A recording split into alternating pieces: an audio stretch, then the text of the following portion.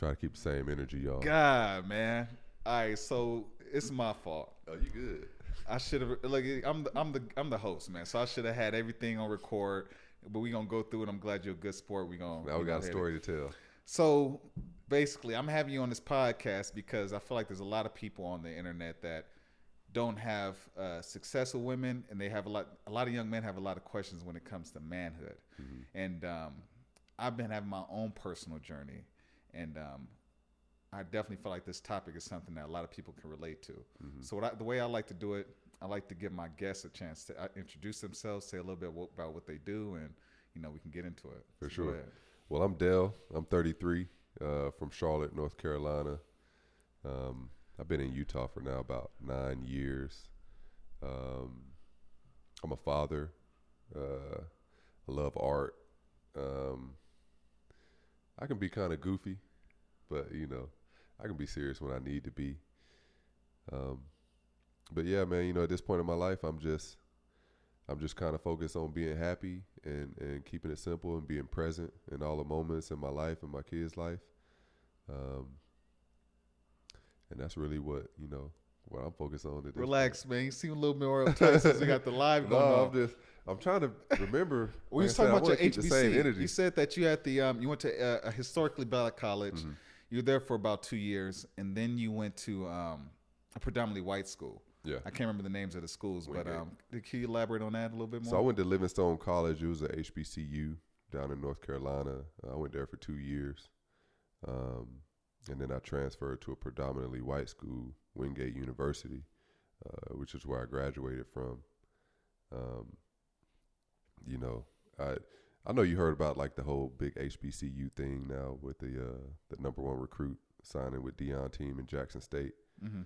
I love HBCUs, man, but the one I went to, I don't know if it's a microcosm of all of them, but it was just a different environment, man. It was the culture of it. It was a lot more aggressive. It was, like I told you before, like every lunch was a fashion show. Just some of the values were off, I would say. But I transferred out to Wingate University, honestly, just for a better chance to focus on football. So do you think that the new university was just a better environment than the HBCU? I feel like for football it was. Okay. I feel like for football it was. I feel like if I wanted to get cultured and grow and have a lot of different experiences, then the HBCU would have been better. But I feel like for football and for my mental health, it was better because it was just more simple. The values were different. It was more about grades and putting in the work. So, all right. You mentioned earlier that at the HBCU, you felt a little bit more just you were angry a lot more. You had to have a lot more fights. There's a lot more hearsay. Mm-hmm. Could you elaborate on that? Like, how was your support system when you was there? You know what I'm saying? What was your situation like when you was there? I didn't have a support system when I was there. It was like it was different at the HBCU, man, because it was like, everybody wanted. I was just competition for everybody. If somebody had a girlfriend or a girl they liked, I was competition. They didn't really fuck with me or they didn't want nothing to do with me because they didn't want me to be around. As far as football, it was competition. It wasn't like, oh, we all on the same team. We going to go look out for each other and win. Everybody was just trying to do better than the other person. Mm. You know what I'm saying? So there wasn't a support system at all. It made me a lot tougher, but I didn't grow a whole lot mentally. It didn't give me a big confidence boost. I just felt like a dog in a cage, and I had to try to bite and do what I could to survive, honestly. How was the team though? How was there, like, were you guys a winning team? No, we didn't win a game. Okay. We were defeated. They say undefeated. Yeah. It was like a running joke, like, yeah, we've been defeated since last year. So there have been 2 years without any wins, man. So it's like you're not winning, and then you got haters on campus. Mm. You got haters on your team, and then you got these militant HBCU coaches that just want you to be a soldier, So it was hard, man. That's pretty common in black environments. How was it like? How was it like growing up in North Carolina? It was it was a lot more black people than here in Utah. It wasn't a bad environment. My family was kind of middle class. Mm. So, we lived in a decent neighborhood, but the street over, it was like gangs and. So it was like you kind of had to be ready for everything. But, growing up as a black man in a place like North Carolina, you kind of have to you got to put on this mask of, you got to be tough. You can't show weakness. You can't be goofy.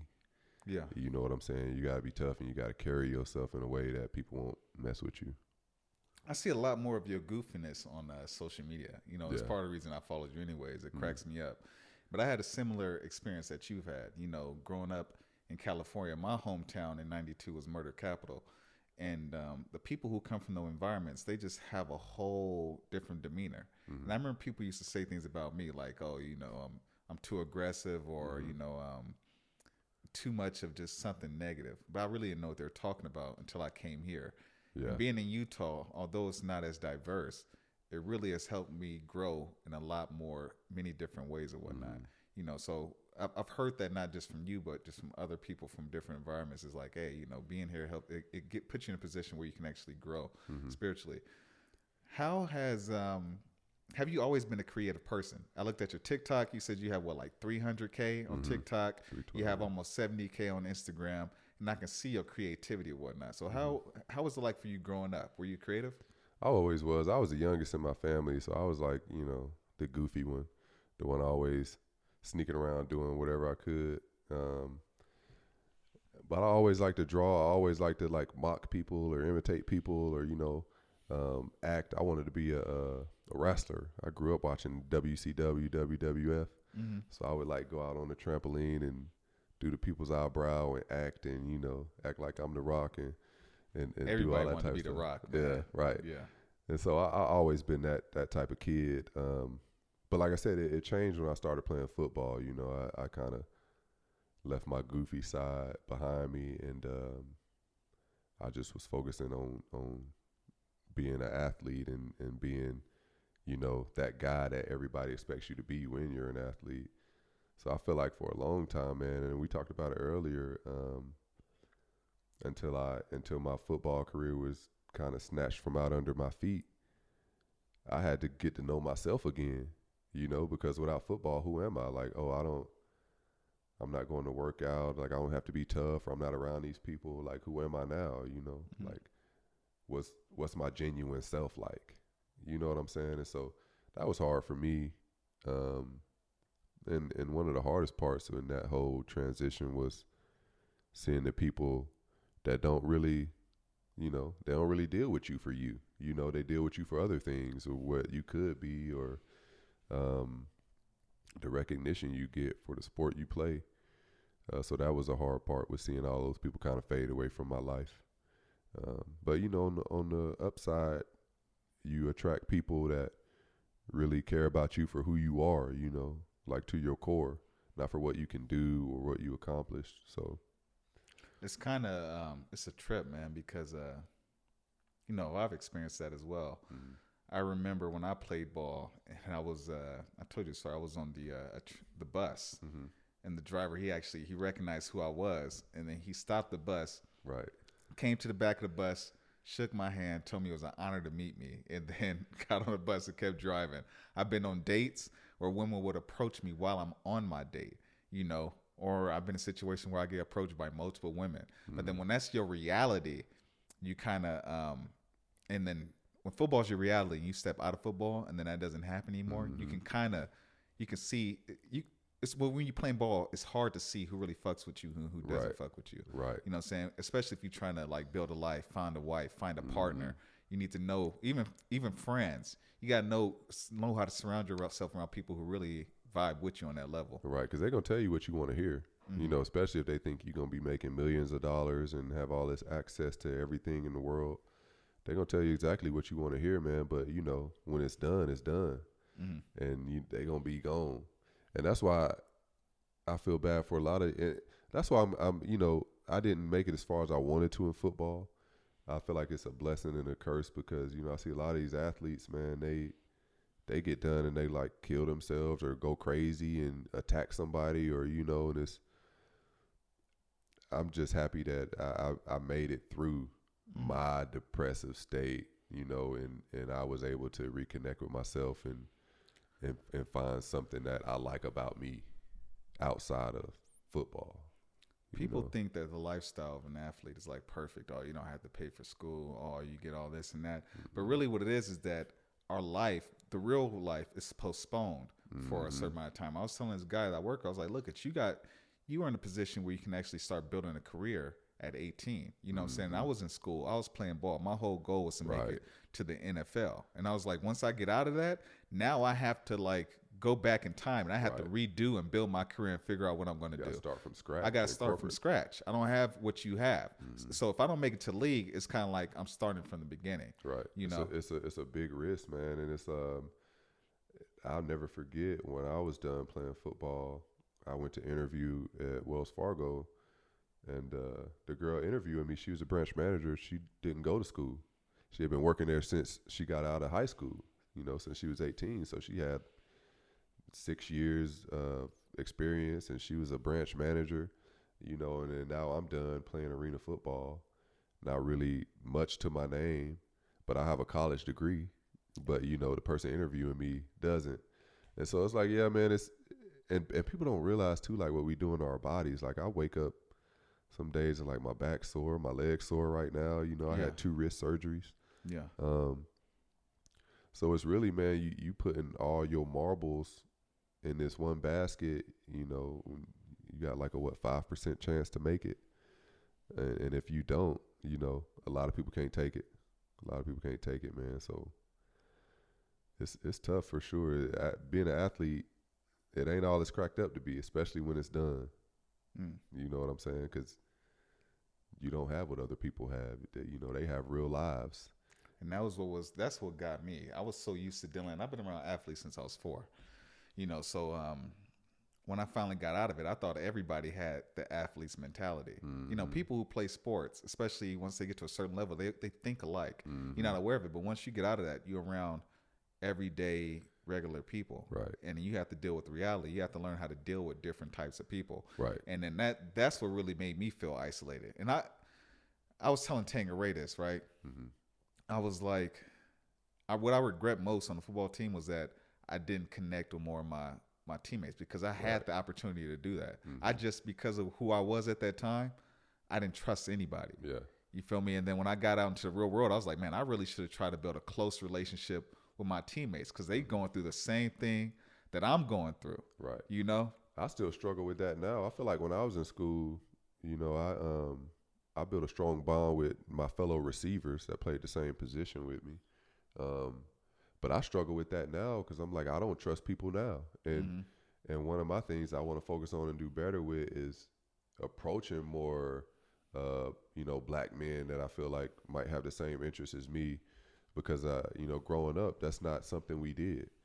Like I told you earlier, like, you know, either people saw me as competition and I didn't trust them, or I saw them as competition, or, you know, but now I'm like at that point, man, where I want to connect with more people and build relationships, and whether it be business or, you know, friendships and things like that. But that's still something I struggle. I feel isolated all the time. The way I see it is, life isn't rosy. You know, you're not, I expect, as I'm building my brand, I'm building my business, I expect to get screwed over. I'm sure somebody's going to screw me over again in different areas of my life. But I way much rather go for it, be screwed over, and keep climbing than to just not do it at all. Right. Same thing in dating. You have to. It's a numbers game. You have to have these experiences, not because these people are bad. It's because you're a bad chooser, and it's because you're not really who you need to be to even make that relate. But we're gonna talk about relationships a little bit later. But anyways, you have a large following on TikTok, a large following on Instagram. 70K. That's a large following. It ain't a million, but that's a large following. How did you get into social media?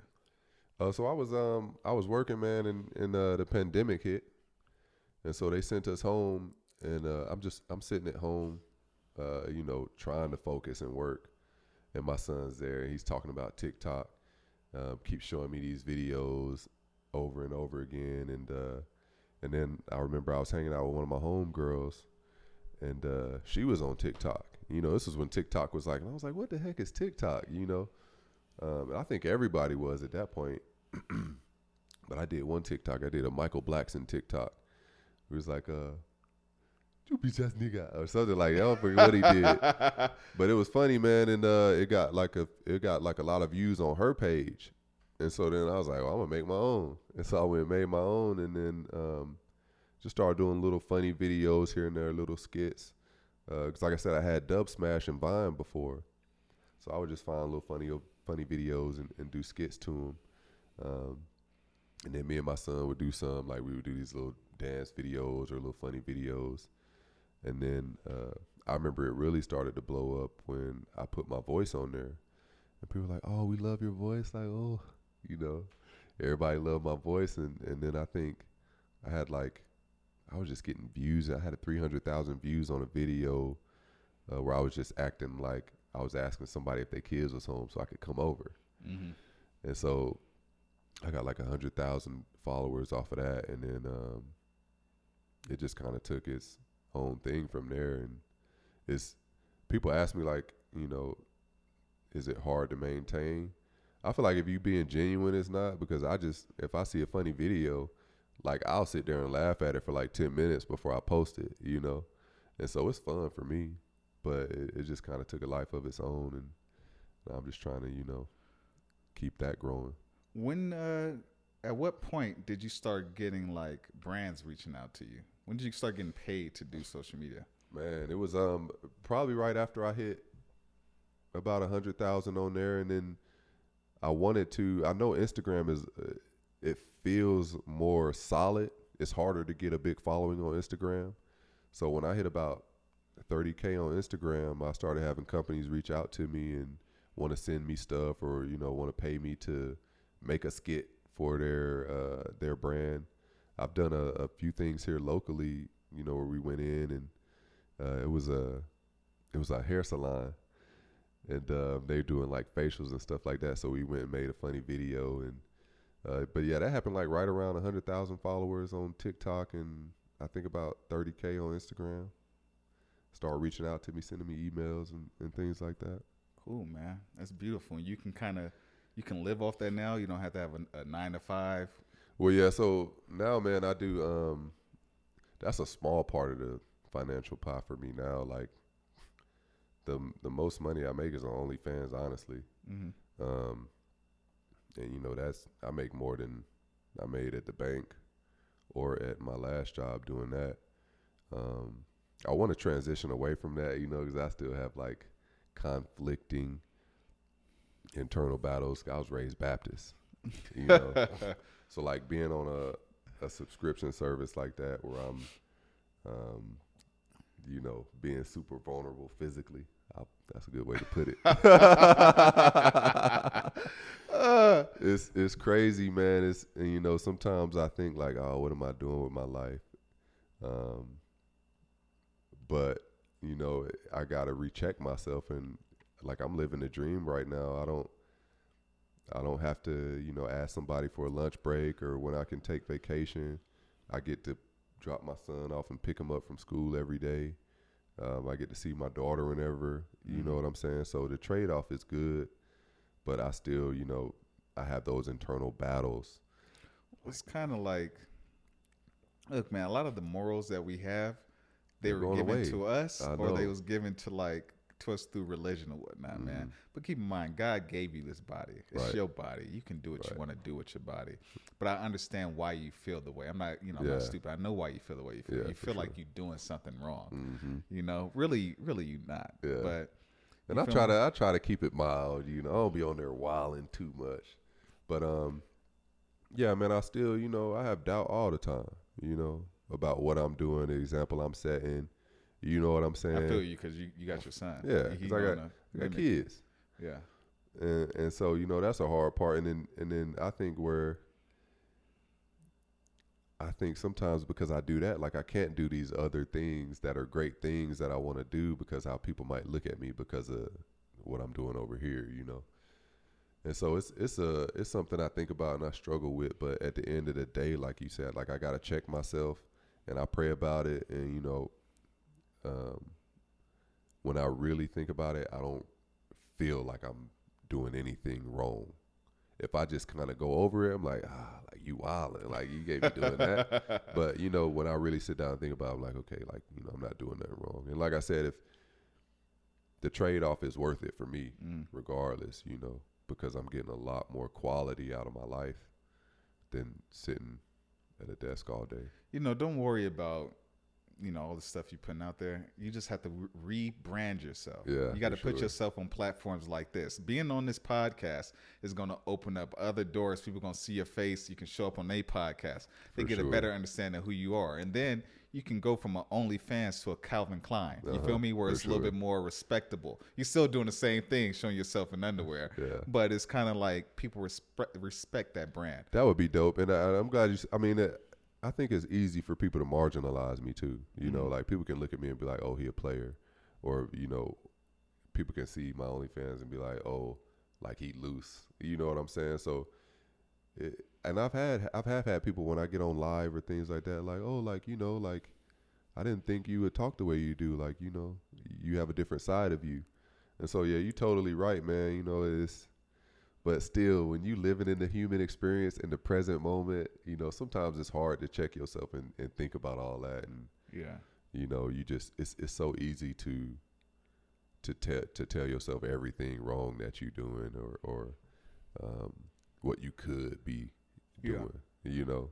We're going to talk a lot about that too. You know, you mentioned that women see you as a player. But before we get into that, I want to touch base on manhood. I feel like there's a lot of young men, including our generation and probably our pop's generation, people are conflicted about what it is to be a man. You know, either the father's not in the household or the father's working too much or a man don't have a position. They don't have any kind of like mentorship from a man in their life.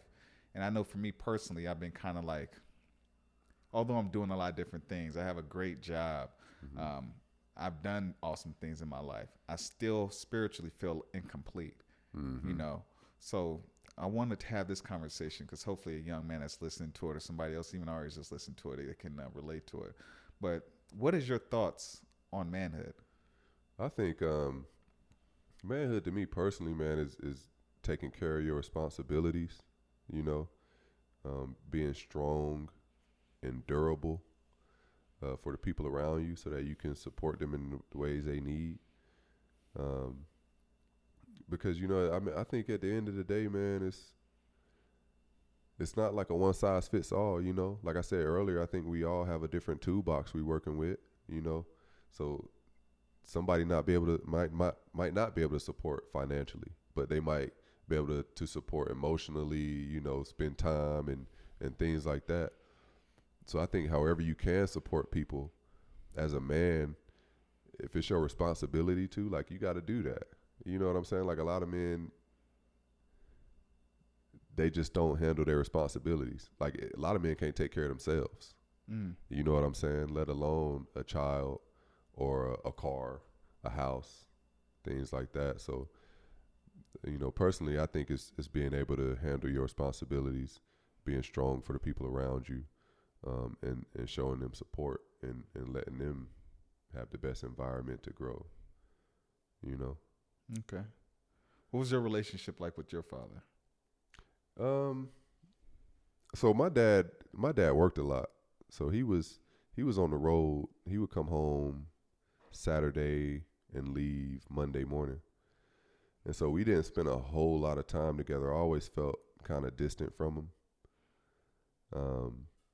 He was always a good dad.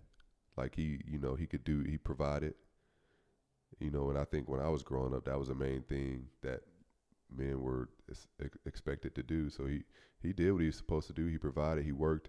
I always felt distant from him. I always felt like he liked my brother a little more than he liked me. But I know him and my mom had their own things too that they were going through. But now me and my dad have a great relationship, man. You know, I forced him to have some uncomfortable conversations, to get to know him a little more. I've asked what his opinions were on things. He has 2 daughters, and I've always wondered why we didn't see him a whole lot, you know. Always wondered. And then I went home, I think around Thanksgiving. $2 outside the marriage. Mm-hmm. Okay. Yeah, 2 daughters with a different. Yeah, so me and my brother, I have 1 brother and 3 sisters. Yes. 1 sister has a different dad. The other 2 have a different mom, and me and my brother have the same parents. Okay. And my sister that has the different dad grew up with us, but my other 2 sisters with the different mom lived in Kentucky. Okay. So I always wonder why we never saw him, and especially as an adult, like, you know, now that I have kids, I'm like, oh, why we never saw them? Like, you know, like just thinking like, what was he thinking or what he going through? And then was talking to him in the car because I was taking him. I was just visiting. And I was using his car, so I was taking him to work. So he had to be in there with me, you know. And we was talking, and he was just telling me the story of he had him. He had both his daughters. This was before I was born, and he was living with my mom and her daughter. So it was just him, my mom, and the 3 girls. Mm. And they all went to school one day, and then one day the 2 girls didn't come back, and so my sisters, and they called him like a week or so later and told him that they were with their mom back in Kentucky. So one of them had called and told their mom to come get him without him knowing. Mm. And so he felt super hurt and betrayed, you know, and he was like, all right, well, I'm glad y'all safe, but don't call me again, because he felt hurt. Yeah. You know? Mm-hmm. And so like as an adult, I'm like, damn, like I never knew that. I'm just sitting as a kid thinking like, dang, why we don't see our sisters? And then, you know, in my adult years, like, dang, my dad ain't really like our sister, you know. Mm. But that's another. He probably was dealing with something with the other mother as well. Right. So it's just but that's a problem we have. We don't talk about it, you know. He never said that. I'm 33. I just learned this. Mm. You know, but, you know, as men, and which is probably why I'm kind of guarded and well, you know, in the past I've been guarded because that's just how it was, you know. We never talked about things like that. It was just always, it is the way it is. But it's crazy to think about him now as a man and as a human, and going through some of the same things mentally that I went through, because we just alike. Yeah. But, you know, our relationship is good now, and, you know, he wasn't the best husband, but, you know, my mom wasn't the best wife. It was just toxic. But he's a good dad. He's a good person, which, you know, I'm more proud of, because he's nice to everyone, and yeah, you know, that means a lot to me. It's easy to judge, man. You know, you said you had to have a hard conversation with your father. Mm-hmm. I had to have a similar conversation with my father. I told my father that, you know, when I was a kid, I really didn't think he was shit. You know, my pops was locked up most of my childhood. And when he wasn't locked up in my teens, he did try to show up, but he was so hood-minded, so jail-minded, prison-minded, he would mess things up.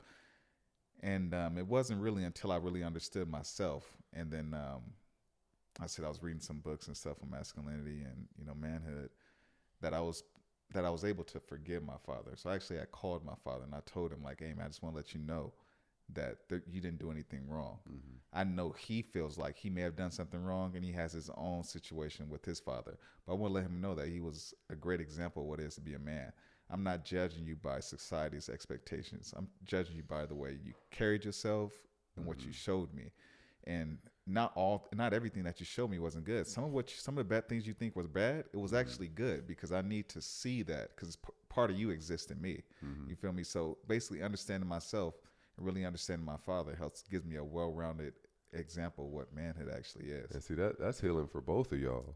Yeah. You know, because like I told my dad, I think my dad might have some thoughts that, because I've always chose my mother. You know, I always wanted to make sure that her feelings were okay, and because, you know, my brother, he was always with my dad. I have an older brother. Him and my dad were tight. So anytime anything would happen, I would go with my mom just to make sure she was good, you know? And I think my dad, now looking back and hearing the story of his daughters, and plugging myself into that where I'm choosing my mom, because I remember at one point they split and my brother stayed with my dad, and I was like, I can't let my mom go by herself. You know, she walking out the house crying with her bags, and so I went with her, and it was hell. Like I went through hell. Yeah. It was the worst, but I went with her, you know, because I didn't want her to be alone. And looking back, I'm like, oh, I could see how my dad might have treated me a little different, you know, especially if he went through that with his daughters. Yeah. And so, and I think, you know, when we was talking, I just kind of let him know. I'm like, man, like, I went with mom because I didn't want her to be alone. Mm-hmm. And like, I had to remind, he's a mama's boy too, you know.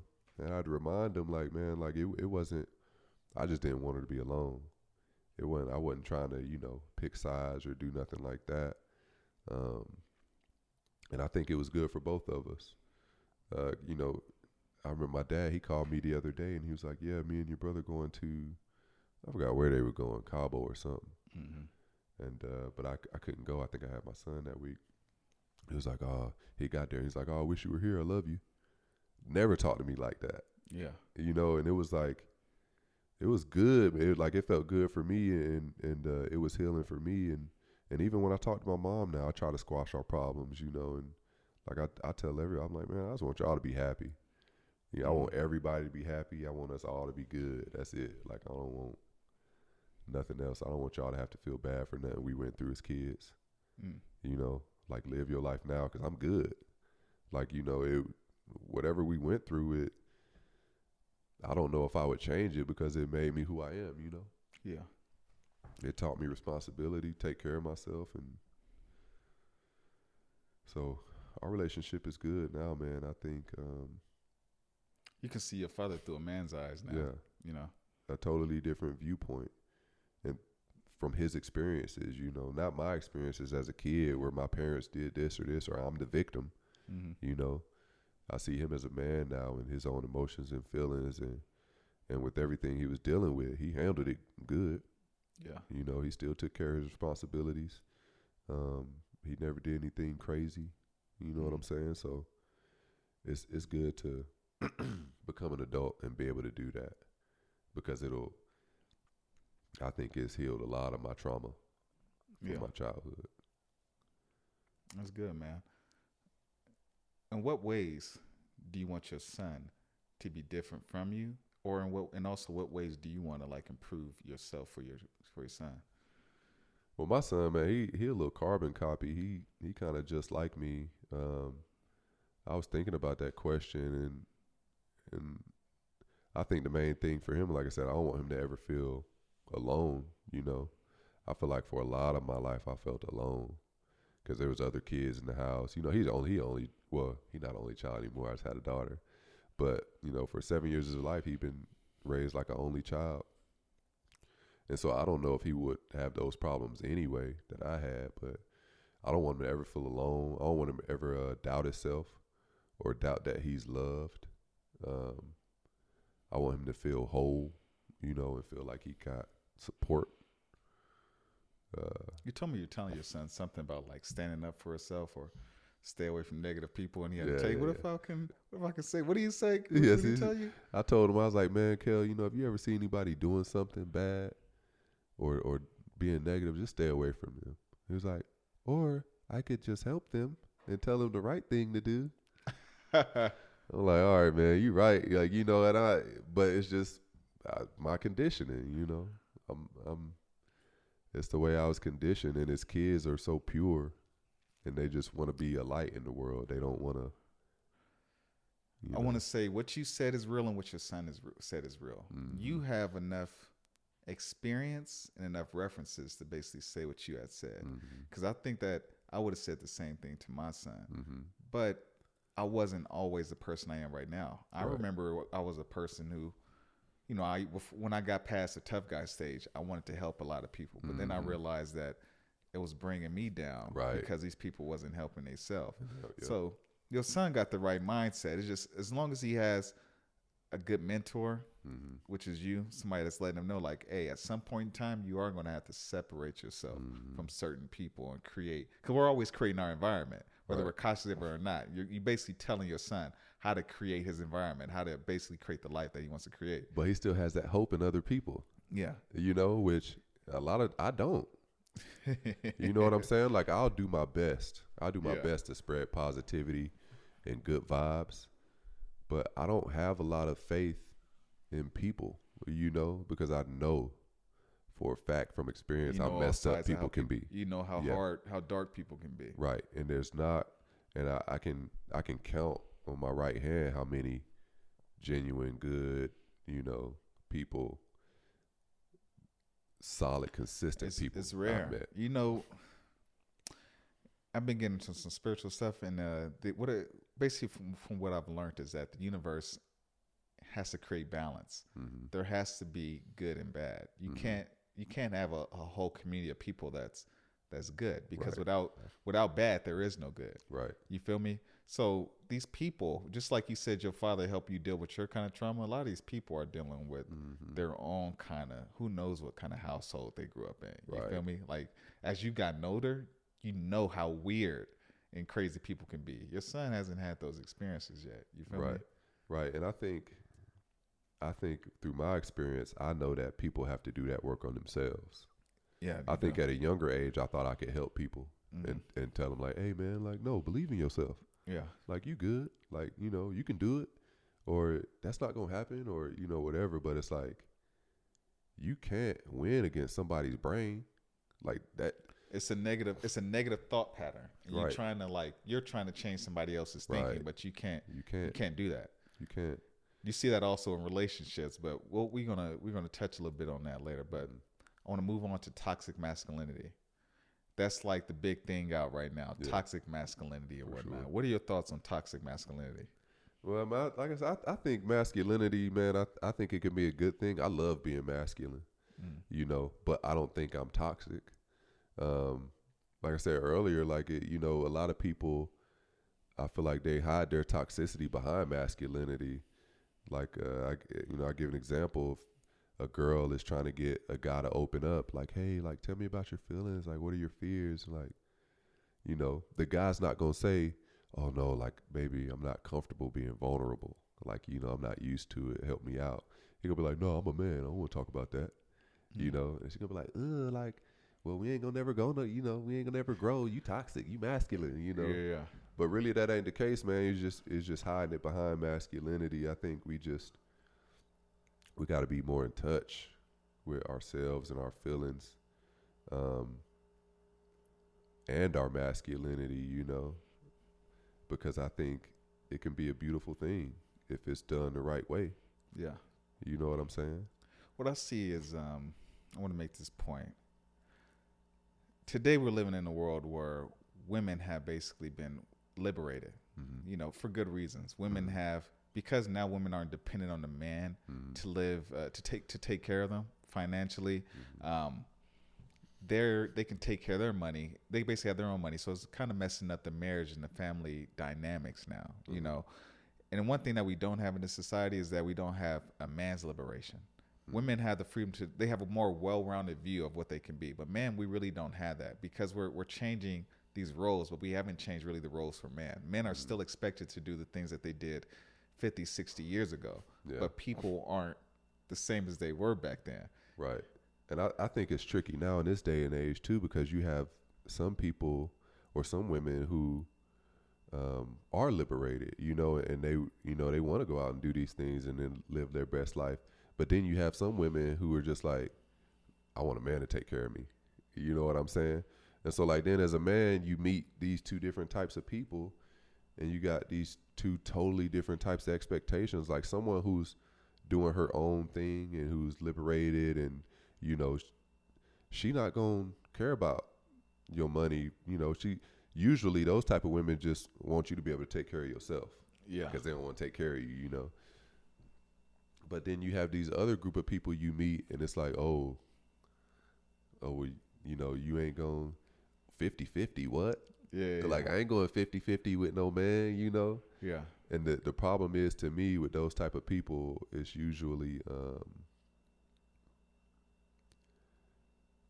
they usually don't have a whole lot to offer.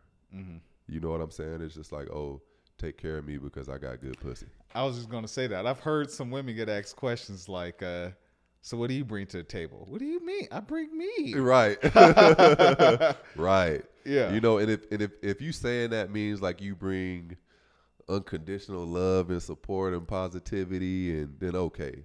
But if you just talking about your looks and your vagina, then I mean that ain't gonna do it, you know? Yeah. Because you got these other women that out here working for themselves, taking care of home, and then they'll hit you up and be like, I just want some dick. Mm-hmm. So, you know, why would I go get married and be miserable with somebody who not even going to show me the type of love and support and be a real true partner? You know, why would I go put myself in that situation when I can just be friends with this amazing woman? You know, it might take a lot to impress her or, you know, get to the level I want to get to, but why would I put myself in this other situation when I got this person who's doing everything they need to do for themselves, taking care of themselves? My only concern with them is how can we make each other have a funner, better day? You know what I'm saying? Yeah. Like not, oh, I have to take care of this person. I got to make sure, you know, their emotions are in check. I got to make sure they got everything they need. Have you heard of the term nest appeal? Mm-mm. They say, okay, he got sex appeal, but does he have nest appeal? Oh. And basically, girls are saying, do you have like A good nest. a good way, yeah, a good Like a place good for them to like live home. at, yeah. Yeah. Basically, have you been in that position where a woman was trying to like they were looking at you in that way, like, oh, what can they get out of you? What can you take care of them? Always. Really? Always. But yeah, but you know, when I had a kid, that changed. Like I cut that off real quick because I got to take care of this kid. Like I can't take care of an adult and a Yeah. kid. You know what I'm saying? So like, and I tell myself that all the time. I'm like, man, you know, maybe my love life would be better if I didn't have kids because I could put more money and I could do more dates and take vacations and, you know, I could put all that energy I'm putting into my children into a woman. But, you know, when I'm doing that with my children, they always going to be my children. There's no doubt about that. You know, they might move on and go somewhere later in life, but I'm never going to regret that. If I do that with a woman and it don't work out, I'm like, all that time, energy, money, you know, gone. I think having a child would make you. I think it'll make you a better person. Like it'll make you be more mindful of who you For surround sure. yourself around. Like even when it's just you can just have sex with anybody. Mm-hmm. You know what I'm saying? But when it's you got a kid and you like, damn, I can actually bring another person to this planet. You like, man, I gotta be more mindful of who I actually deal with. Right. You do, man. And it depends on what you want out of it. You know, if you want something good and long lasting, whether y'all together or not, then yeah, you got to be mindful of who you with. A lot of people now though, they just want something quick and fun, and then they end up with something terrible, you know, because they just want it quick and fun. Yeah. And so they like, oh, they look you up and down, and they, you know, form their opinion, and then that's it. But a lot of people don't take the time to think what's gonna happen if we do have a kid. You know, how are you gonna raise them? What's gonna be their values? What you gonna do on Friday night when you want to go out, but you don't have a babysitter? You know, like all that stuff matter, man. Yeah. Because there's a lot of trifling people in the world. And getting yourself right too. You know, I was mentioning to you earlier that I was telling myself I was gonna be a better father than my father and a better lover than my father. And I started looking up into all these books and trying to figure out, hey, you know, what does it mean to be a better father? Because I was like, I don't know what the fuck I'm doing. And you let me know that basically if you're thinking about it, if you're even thinking like that, you're going to be a good parent. You're on the right track, yeah. Because you're thoughtful. Yeah. And like I said, that's all it, and you know, relationships too, man, you know, kids, women, relationships, like as long as you're thoughtful and you're considerate, you consider those things, then you'll be fine because I think the people that struggle are the people who don't consider it or are not thoughtful, you know. It's like if you in a class, like some people gonna study and some people not. They just gonna show up on test day and try to wing it. Yeah. Or they gonna half-ass study. You know, some people gonna actually take the time in, do the work, reflect. those are the people that's gonna do well. It's crazy how that works, man. I noticed that I used to see it in athletics. You see guys that were just, I'm sure you saw this, naturally athletic. They Yeah, could and run you're like the so wind, jealous. strong. You'd be like, God, but then because it was so easy for them, they didn't have fall to off. train. They fell off. And you got the same thing at school. There were some people that I would have to study all day. I would have to read a chapter multiple times to get a B. But there's some cats who could read a chapter 30 minutes before the class start, get an A. You feel me? But it shows up in life. Whatever patterns you've cemented mentally, they're gonna reflect in other areas of your life. If you're not used to putting in that work and really, going that extra mile, you're not gonna. Basically, it's gonna show up in your relationship. I got a tattoo based off of that whole analogy right there. Like I got Matthew's 20:16. First will be last, and last will be first. For many are called, but few chosen. But it was in athletics, man. In football, we had this one kid named Rico Bell. He was a junior. We was in the same year.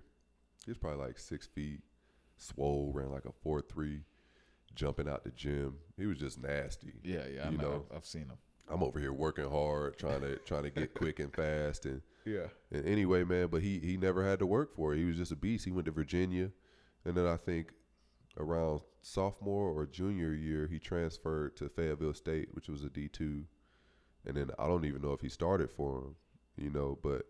And I think around that point, like I was starting and I was breaking records, for the school.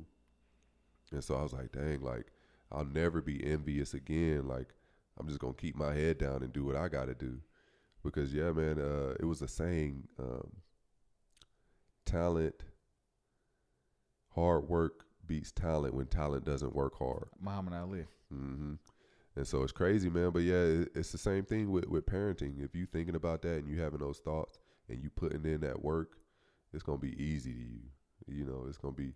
And it go by so fast. So man. fast. It go by fast because I know once the kids they get into, it's like the first 5 years are very precious. Mm-hmm. The time you spend with them, because once they get into school, they gonna be in school for like the next 15 years plus, and you might not have the time, and eventually they're gonna be teenagers, and then they're not going to hang out with you like they used to hang out with you. The first 5 years is for the parents. That's why I tell the parents, like the first 5 years are for you. You get to dress them up, take them wherever you want to take them. They ain't gonna really have an opinion at that point. They might cry, sometimes, but that's for the parents, because when they hit 6, they start getting into things they like, video games or sports or whatever. They living their own life then. They'll come to you sometimes, but over the years, it's less and less, man. I remember my son was like, I don't know if he was like 4, but he never leave my side. And then we was at a water park, and he met some other kids, and he ran off with them. They were going to the big slide.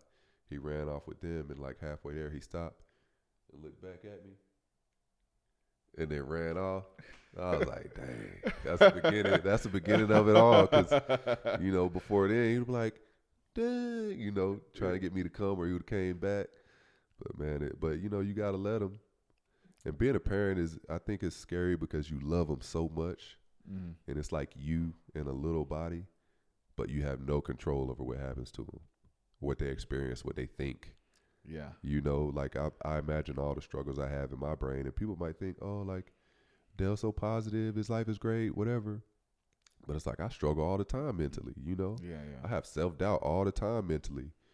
And so it's like that's the hard part about being a parent, because, your kid's going to deal with the same things you deal with. You can do your best to try to stop it, but, something else might happen.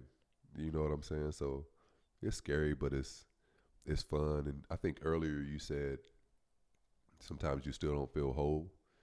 I think, like when I'm with my kids, like I feel whole, and I played football. I've broke records. I've made it to arena, which is, it ain't NFL, but it's professional. I've worked at the bank and took these securities classes and got these certificates. And I've done a lot of things, man, but like nothing makes me feel as good as when I'm like with my kids. When you're being a father. Yeah, when I'm being a father. It's cool, man, that you said that. It's a book that I'm listening to. Well, actually, I got through. It's called Iron John. And it gives I might as well just give you the story. So basically, it's a poem. And it talks about how there's there's a guy that's trapped in a cage. It's this hairy, beastly guy. It's a metaphor, right? And then this kid drops his ball. Falls into the guy's cage. The kid goes to the guy and he says, "Hey, can I get my ball back?" The guy tells him, he says, "Yeah, if you unlock the cage." So the kid runs away. The guy comes back again when he's 25, and he tells that man, he's like, "Hey man, can you give my ball back?" And then the guy's, it's a golden ball. He's like, "Yeah, I'll give you a ball back. You just gotta unlock the cage." And then the man comes back. Well, at 25, the man, he has his kids, he has his mortgage, he has his career, all that. Then he's 35, and then when the guy's 35, he finally he goes back. He asks the guy the same question. He says, "Man, I don't even know where the key to your cage is." And he says, "It's under your mother's pillow."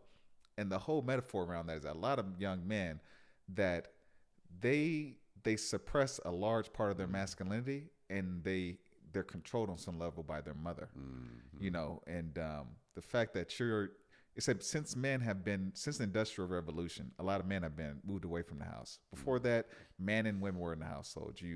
Men were in the farms, women were in the house, etc. But you were around your family daily, you know. And then since the Industrial Revolution, men have been in the workplace, and then women had their movement. Now they're in the workplace, so nobody's with the kids. The kids ain't with the grandparents, you know. And basically, what you're saying is kind of like, it's more of a traditional thing. It's some kind of like spiritual thing. It's like you connecting and passing your energy, your knowledge to a smaller version of who you are. Right. A lot of people don't get to do that because they're busy working. You feel me?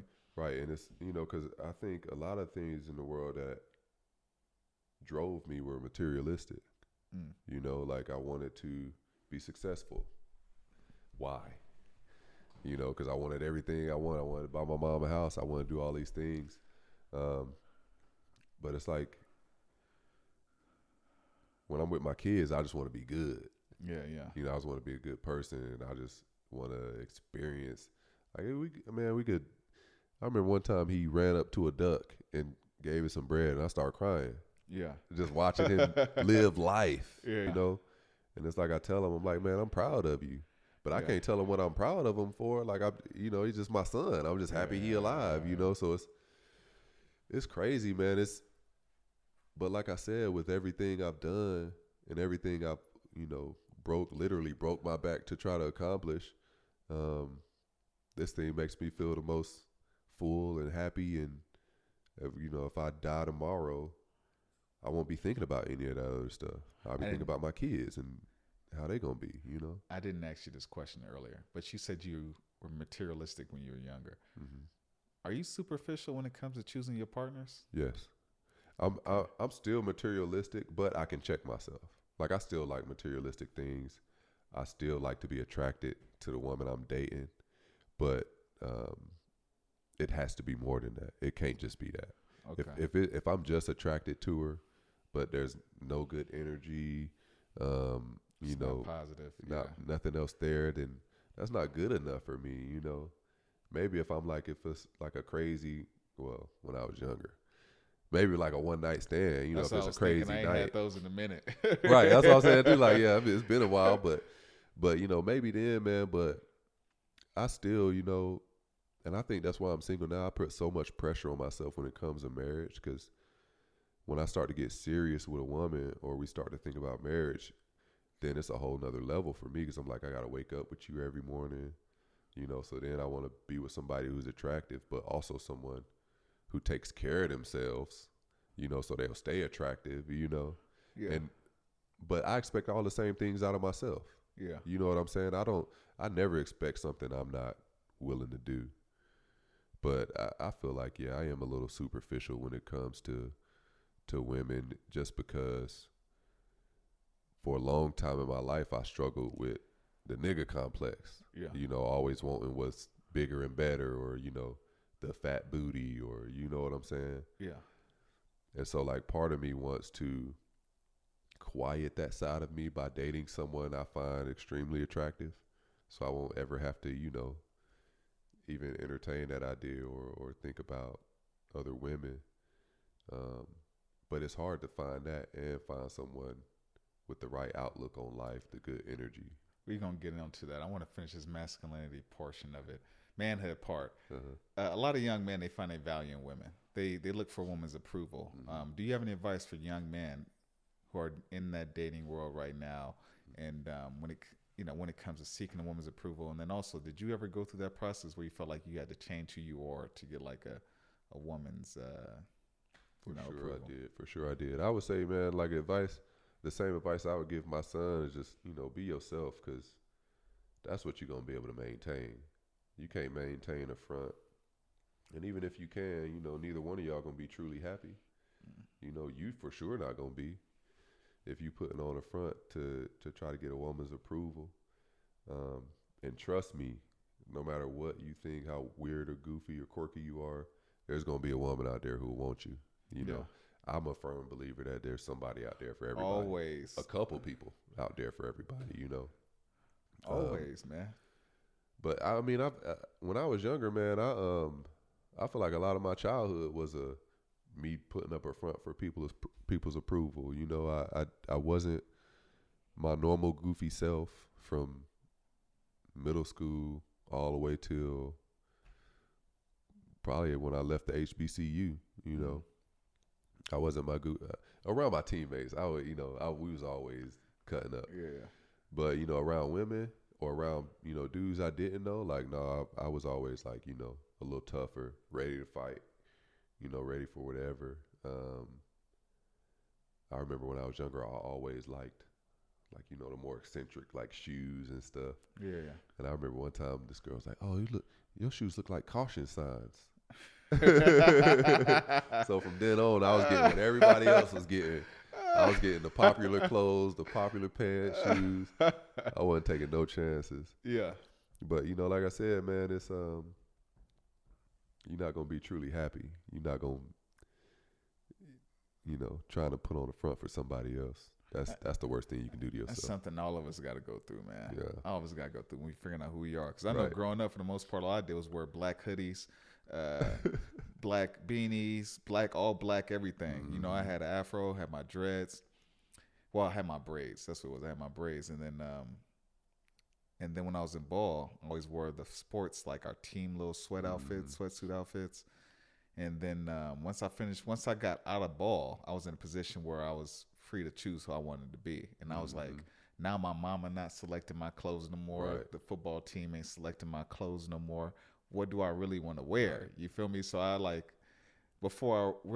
I went through a few different little things. I was trying out, just some goofy shit, things that I wanted to try out. But eventually I found my style. I found what was comfortable for me. You feel me? And I think everybody got to kind of go through that, man. What's funny, man, is I went through a phase where I only dressed preppy, because that's what the girls liked at that point. Yeah. Like I'm polo down, dressing preppy. And then now in my older age, it's like, I don't feel like I don't dress as preppy as I used to, because I'm old now. Mm-hmm. So like that's expected. I'm a father. You expect me to look like that. So now I wear sneakers and stuff. But no, I'm getting to that point in my life now where I'm figuring out like what I'm more comfortable wearing, because for a lot of my life, being tall and black and getting attention because of the way I look, I always like downplay myself. Like I ain't wear a lot of colors, I didn't really want to stand out. Like you have everybody else being loud with all the different colors and stuff on. I was always like real low key, and especially when I moved here, like I started just wearing Lululemon all the time to fit in. I didn't want to be like, I didn't want to stand out. So now it's like I'm getting to that point to where I'm like, I'm just more comfortable with myself and the life I live. Like I don't have to dress and act a certain way because I work at the bank. Yeah. And so like now I'm like, like what do I want to wear? Like what do I really want to wear? Not what do I want to look like to other people. You go through phases. I went to grad school, went to school of business, and everybody dresses professional. So I had most of my wardrobes professional. Most of the shoes I have are professional shoes. But just like you, just recently I started getting more colorful with my wardrobe. I got like this orange hoodie. I got these Nikes that is all blue. I ain't bought a pair of Nikes in years, man. But I'm like, now I just want to have something that's a little bit, it's the clothes that you wear, there's energy attached to it. And you give off a certain vibe. You feel me? And I feel like when I wear those certain types of clothes, it gives off a little more down to earth, peaceful vibe. Yeah. You feel me? Showing up, wearing all those colors, especially as a black man. When you can wear a lot of colors. Yeah, and they look and good get on us. exactly. It Yeah. look good on you. Yeah. So Huh? it's funny, man. You know, but I think it's good too, because my brother he wasn't like that. Yeah. He wore baggy clothes and probably until about 2015. You know, and he always followed the crowd though. He would get to what everybody liked. That's what he would do. Yeah. And so he stayed home, and I moved out here to the West Coast, so skinny jeans and stuff was out here. And so I started wearing more fitted clothes, and I went back home. And then I went back home, and he was still wearing baggy stuff. And he always get mad at me for taking his clothes when I was younger. Man, I went back home. I had left something there. He was wearing it, and then he had on some little skinny jeans. And, I'm like, man, okay. But I think his wife kind of pushed him into it too a lot. I like the way your brother dressed. Right. Right. But he was always he wasn't changing for nobody. He just got an iPhone 2 years ago. You know what I'm saying? I used to be like that too though. Right. I was like, I don't need no smartphone. My dad the same way. He still won't get one, but I know when he do, it's gonna be a wrap. Change his world. Right. Oh man. Right. I told him he never used Facebook, and then I got him using Facebook one day. This man was on there talking to all his old classmates, had yearbook photos. He couldn't get them off. He gonna the be thing. commenting on all your posts. Yeah, it was crazy. Couldn't get him off of it. Yeah, that's how it is, man.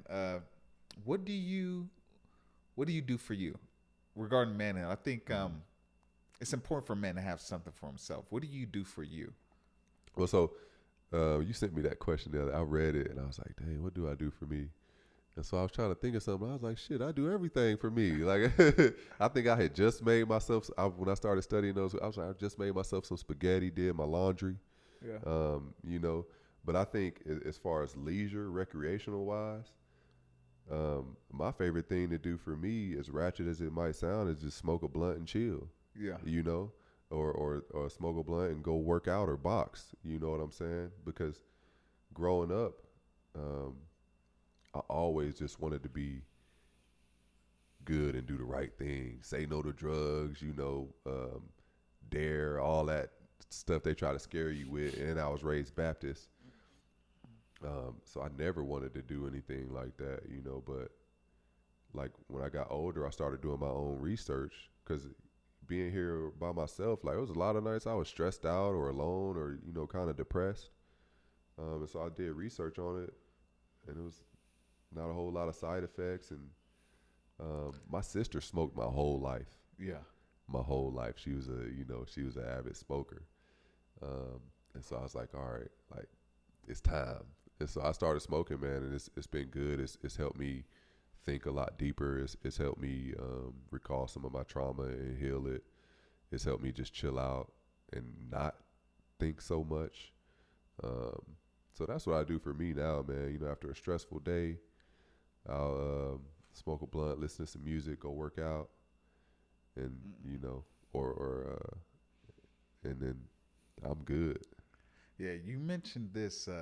You mentioned it earlier. I mentioned it earlier as well with the you like to box. Mm-hmm. Right after we finish this podcast, I got to go spar this professional boxer. And I don't know. I was confident about an hour or so ago. Now I'm tired, man, so I don't know. I don't know how it's gonna go. My feet gonna have to be quick. But yeah, man. I just know for myself, I don't have the energy that I had before, like I did for football. I don't have the energy to commit to something like I did then. Right. But I do know that I need a physical outlet. That's what I do for me. I need something that can physically drain me. I need something that mentally drain me. And I also have the creative thing. With the podcast and the guitar, right.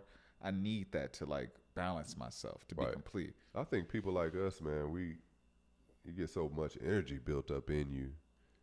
It's hard to contain, and then if you don't have a physical outlet, it'll manifest in your mind, And I think we was talking about it earlier, when you physically drained, that's one of the healthiest things you can do for yourself.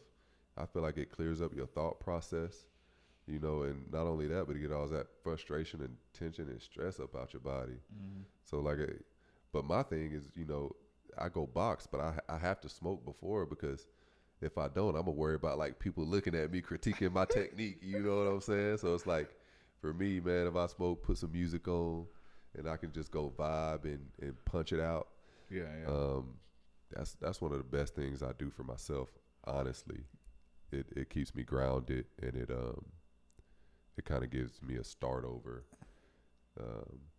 in the day. You mentioned this a few times. I didn't ask you this. I'm gonna ask you. I meant to ask you this.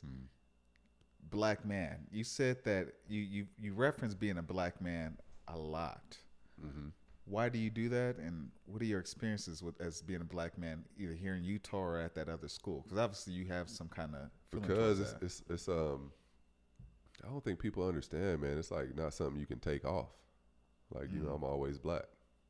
You know what I'm saying? So everywhere I go, I'm black.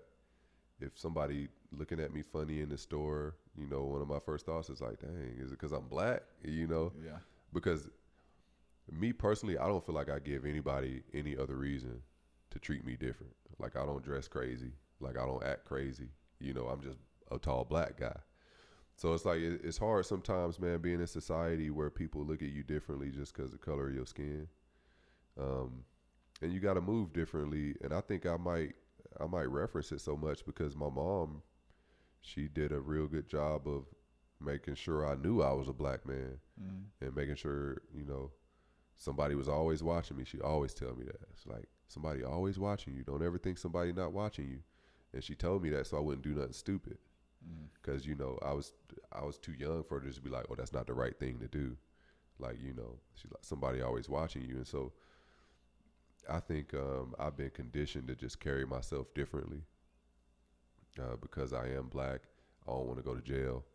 And I know especially here in Utah, I feel like there's not a whole lot going on. So if you do something wrong, like no matter what it is, especially if you black, they gonna get you.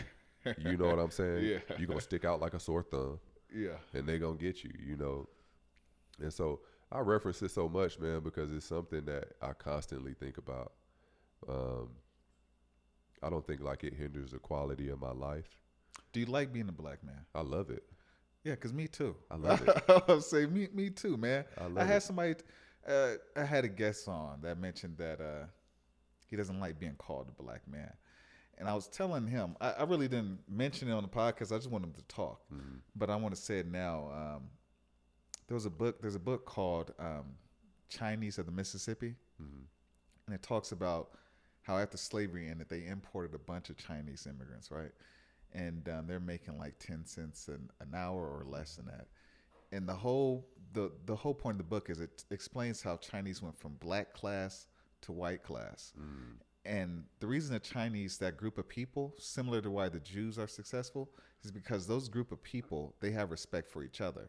They worked together, they built their communities, and over time, that wealth circulated within their communities, and they were able to like use that wealth to get other things. With black people, we basically have to do the same thing.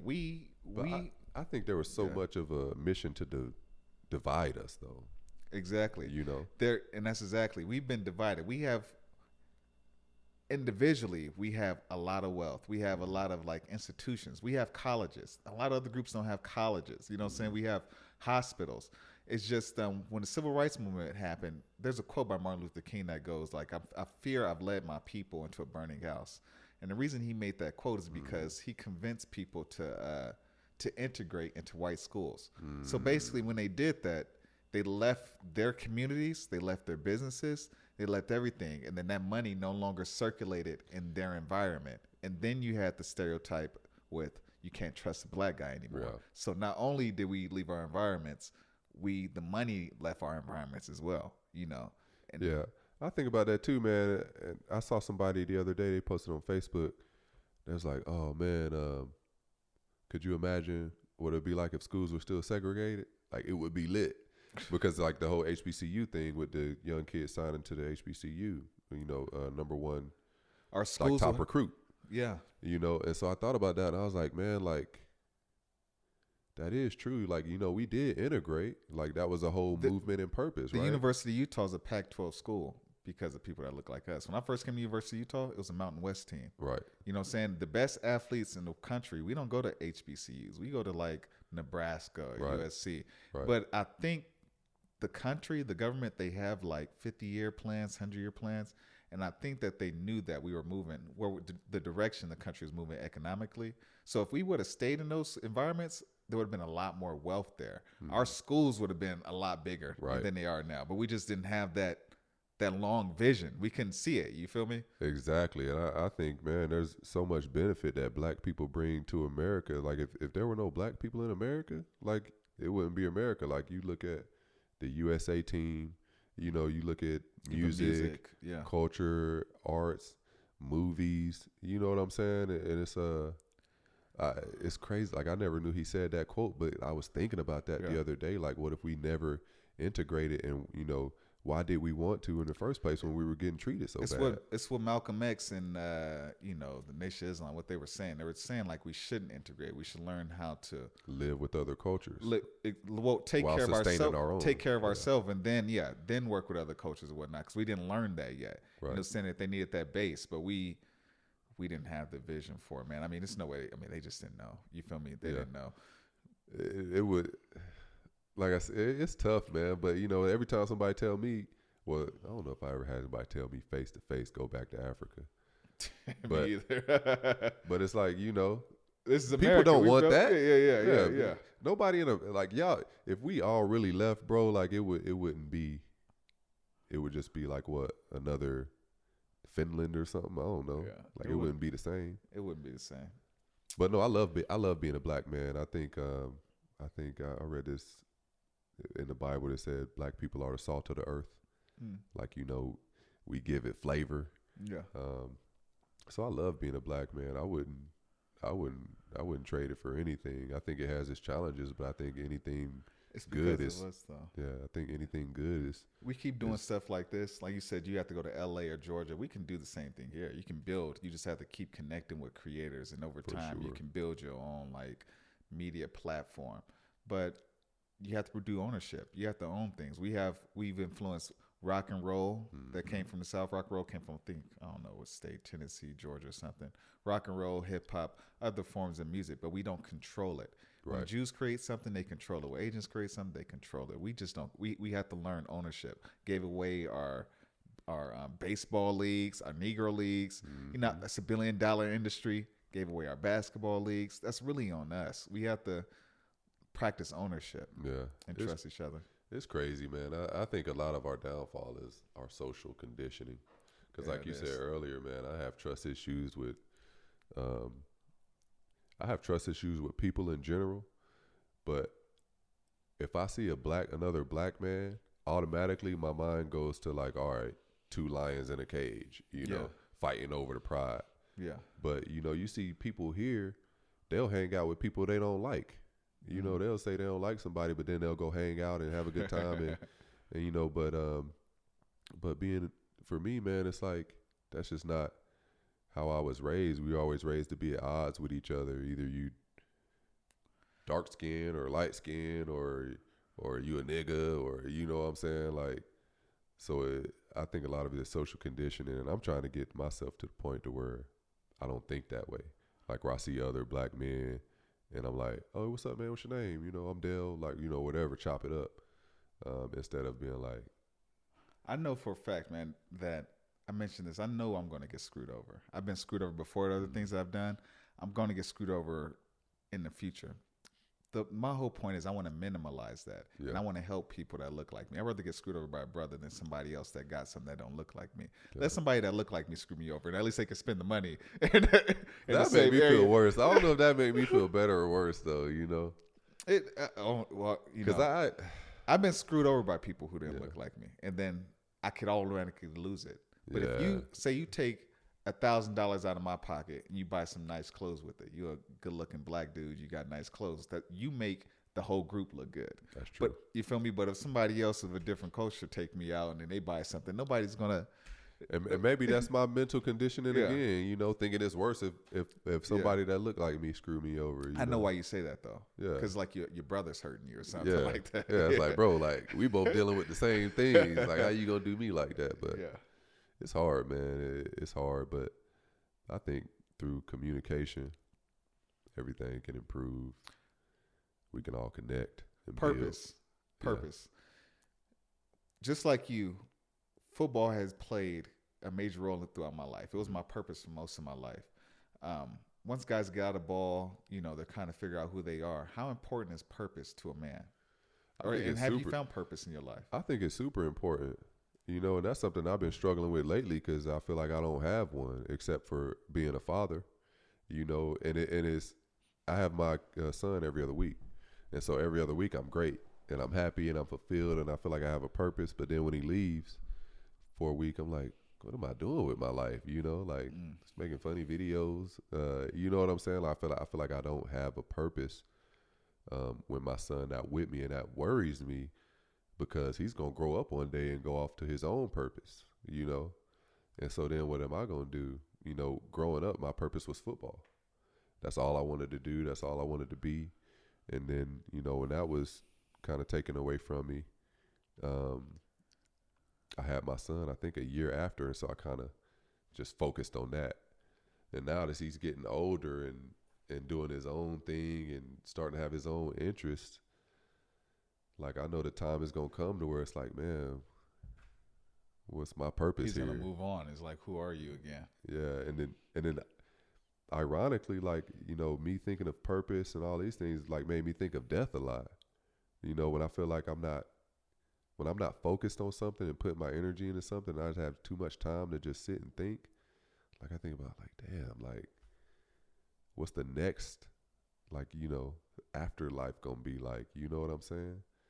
And so I think purpose is important, man, because as a man with all the energy and fortitude and things like that, if you don't have something to focus on, then, you can easily make a mistake or you can easily lose it.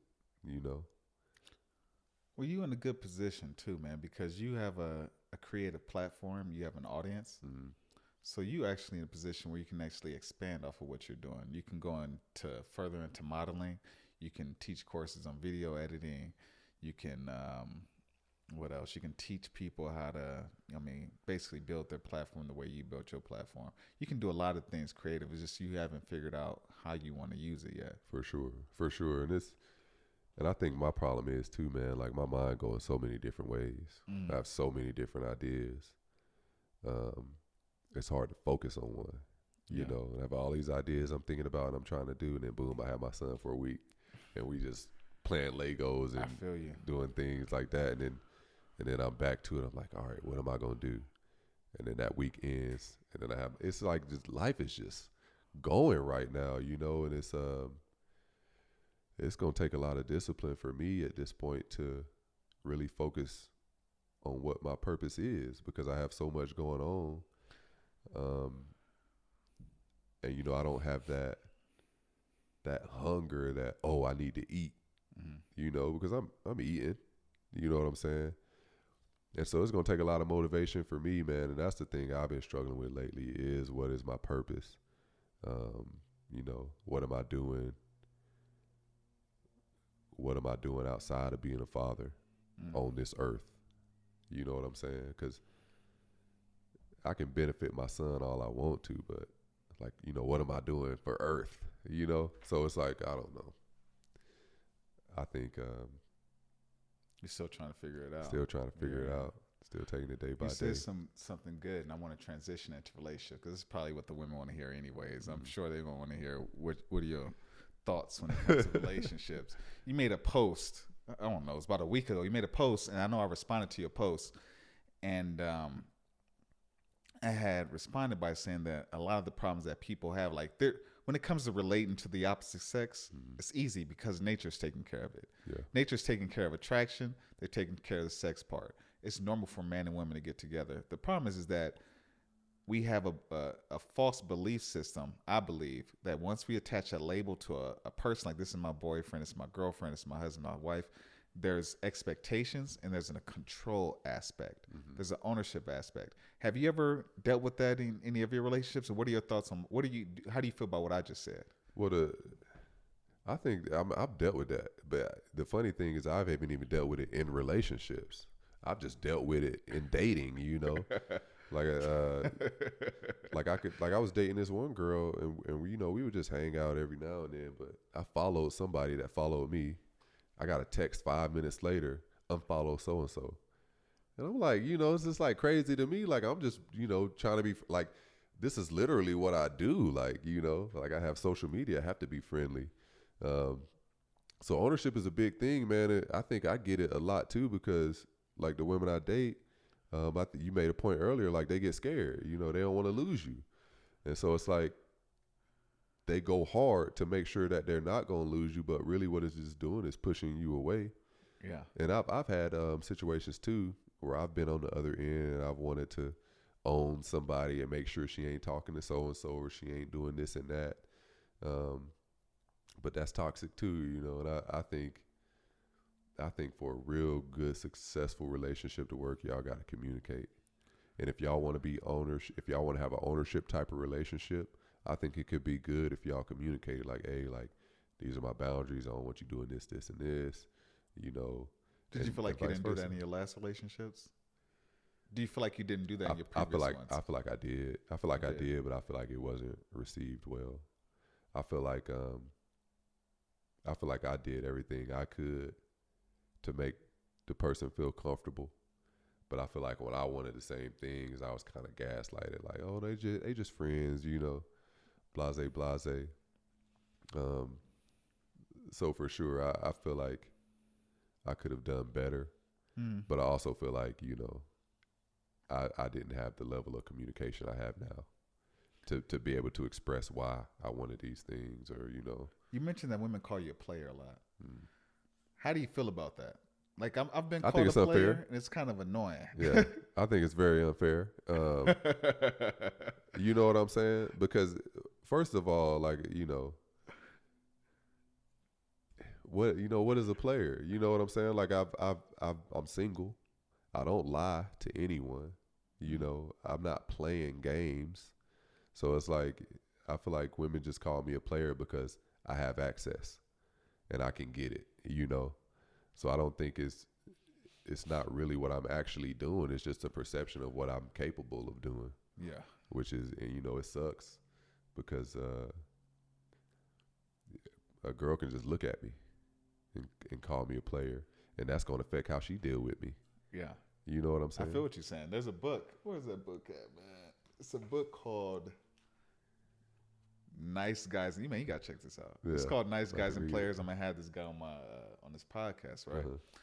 But the book, it breaks down 4 different men. It says you have the nice guy. Mm-hmm. We know that guy, the guy that wants to be the girl's friend and get her panties. That's the shiesty one. Yeah, shady. Then you got the sneaky ass. Then you got the games man, the guy that's playing all the games, all that shit. You know how it is. And the mask man, that's the guy that gets women because of his position in life. Mm-hmm. He's the CEO. He's the athlete. He's the musician. He's the actor. Flying them out. Exactly. That's that guy, right? And then you have Mr. Goodbar. And Mr. Goodbar is basically the guy that women look at. He think he's sexy. They think he's a player. Mm-hmm. And he gets women based off his sex appeal, right? So women just think he's sexy or whatnot. But the one thing that the Mr. Well, all these men have, first, before I get into that, all these men, they have strengths and weaknesses. And the goal is to become all of these men. Yeah. You have to become well-rounded. And the thing that he mentions about Mr. Goodbar is the problem is that he can attract women, but he can't get the woman that he wants. Yeah. And I'm saying a lot of reason, the way to get around that, Mr. Goodbar, what he has to do is he has to stop sleeping with a lot of women. He has to, just like the mask man, he has to just stop what he's doing and focus on building a platform. Mm-hmm. And then from there, once he's actually built himself up, then he's in a position where he can actually choose wisely. I mentioned this too, like there's a book called Boundaries in Relationships. Mm-hmm. And it talks about there's nothing wrong with dating. The problem is that people are immature when it comes to their dating. Yeah. They're not responsible. They're not patient. We live in this day and age where people are banging like crazy, but it was saying that, if you were to date multiple people for a year, mm-hmm. and then with no sex involved, you can get a good idea who that person is. You can also see if they're lying to you or what parts of themselves they're hiding. And you can make a better evaluation of who they are. And then you being a man that you are that attracts women, and then say you're using that year to build your career, mm-hmm. you'll be in a better position to select. Because somebody that's like you, and I've been in this position, if you're getting women thrown at you all the time, right, just like how you say you can't help people who are always negative because Mm-hmm. it's just their thinking's like that. If you're a good looking dude and you're used to getting a lot of women, it's an addiction. Right. You're addicted to dealing You're with used women. to it. Yeah, you're addicted to treating them a certain way. Things go some way. It's like, whatever. It's like it's a pattern Yeah. that you got to break. And the only way you can break that pattern is just like stopping. And then you're gonna have like impulses, and it's Right. always gonna be there. But you're gonna have to learn. I think a quote I heard probably 2 years ago. Yeah, It was like, the more options you have, the less you have. And I was like, I could never understand it. And then I Yeah. remember, I was texting at that point. It was like 2 or 3 years ago. I don't know. But I was texting, good morning to probably like 5 girls, or, just texting 6 girls on rotation, right? But you never really build anything solid with any one of them. And, one of them might get in a relationship. One of them just going to be over it, and eventually you end up with nothing. You know what I'm saying? Because you never really put anything real or any good solid energy into one person. So it's like, I feel like that's something I've been dealing with my whole life, and now I'm at the point where like my phone be dry. Like unless I post something on social media, like my phone dry. And it's like, it's weird for me, and it makes me want to like act out and text and be like, oh, let's hang out, or download a dating app. But I'm at that point now where I'm like, I'm just over it. Like, you know what I'm saying? I don't want to deal with a whole bunch of people. I just want to focus on building, and, hopefully something good and solid will come instead of just, hundreds of Well, how do you meet women today? fly by How night. do you meet women now? How? Yeah, how do you meet I women really now? don't, man. I mean, the only way I do is on social media. I don't go out a whole lot. A lot of people can talk to people in the gym. I can't. Like, I just work out and then I'm gone. So I don't really meet women a whole lot now unless it's through social media, honestly, because I don't get out much. Yeah. You're gonna have to pick up some hobbies, man. I know. I go to yoga. I go to hot yoga. I can't talk to nobody in no fucking hot yoga. It's Right. it's fucking hot. It's, Right. it's hot in there, man. I go to But you gotta go where women are basically at. Yeah. You know what I'm saying? They got women do yoga. You can talk to women at the gym. You like to dance? You can take your son to a dance class with you. Yeah, man. I but at this point, I feel bad too, because it's like, I just had a little girl, and so it's like I be thinking when I'm talking to women, like, I know she thinking, why don't I just date my daughter's mom, or they got questions, or What happened between the right, in the like why you relationship? not dating her, or whatever. And so I don't know, man. I be wanting to meet new people or new women, but then I think about all my past experiences and the stress, and I'm like, if it come, it'll come. I ain't gonna go seeking this headache.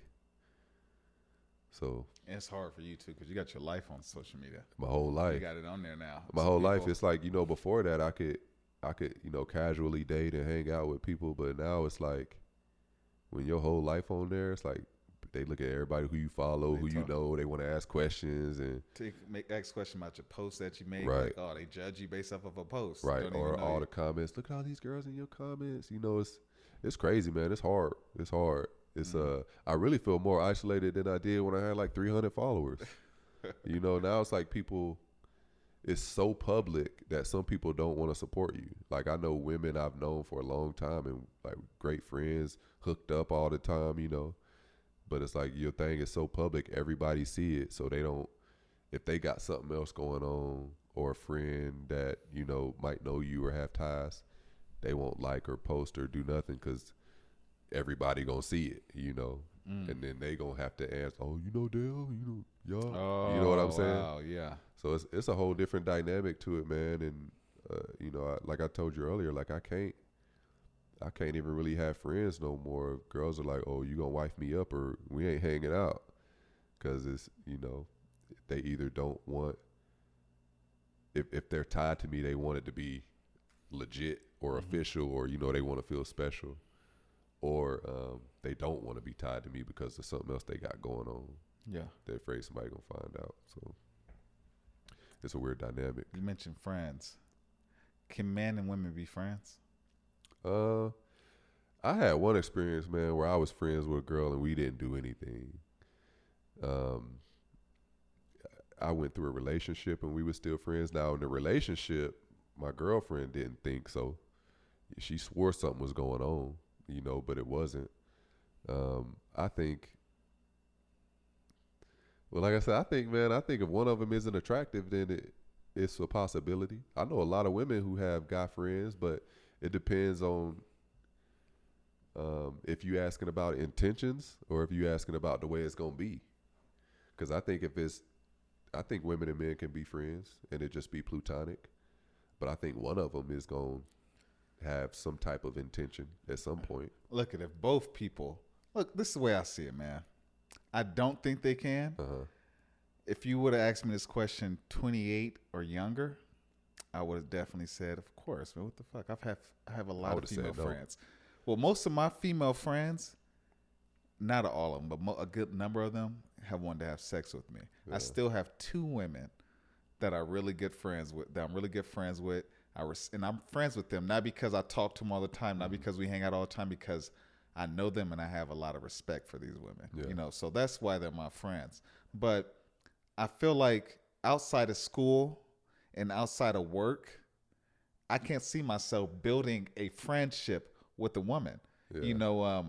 Put like this, like I have you on my podcast because there's aspects of your personality that I admire. Mm. So whether a friend is a female or a man, you're going to admire that person on some level. For sure. So when you're dealing with a woman and you're a grown man and you meet this woman, you're not going to, you're going to admire her on some level. There's going to be some level of like thing that gravitates you to them. Mm. School is just your excuse. Work is just your excuse to get close to somebody, or we have the same friendship group. Mm. But I gave you the example, like I went out to Europe. I went to visit a friend of mine. This is like somebody I was friends with for 10 years. Mm. And we spoke all the time.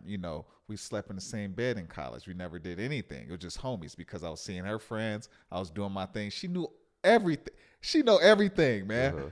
And then she ended up falling in love with me. You feel me? And the thing that it could have worked, the reason it didn't work is because she had so much trauma from her past relationships. Right. So she instantly flipped the switch in her head and started treating me differently. And I didn't know what the fuck was going on. And she had to tell me later, like, oh, I got strong feelings for you. And ultimately it led to the end of our relationship. See, I think I'm the opposite, man, because if you asked me before 28, I would have been like, no. Yeah. Because any woman I was hanging out with or was trying to hang out with, I was trying to, hang out with. Yeah, you know what I'm saying? Yeah.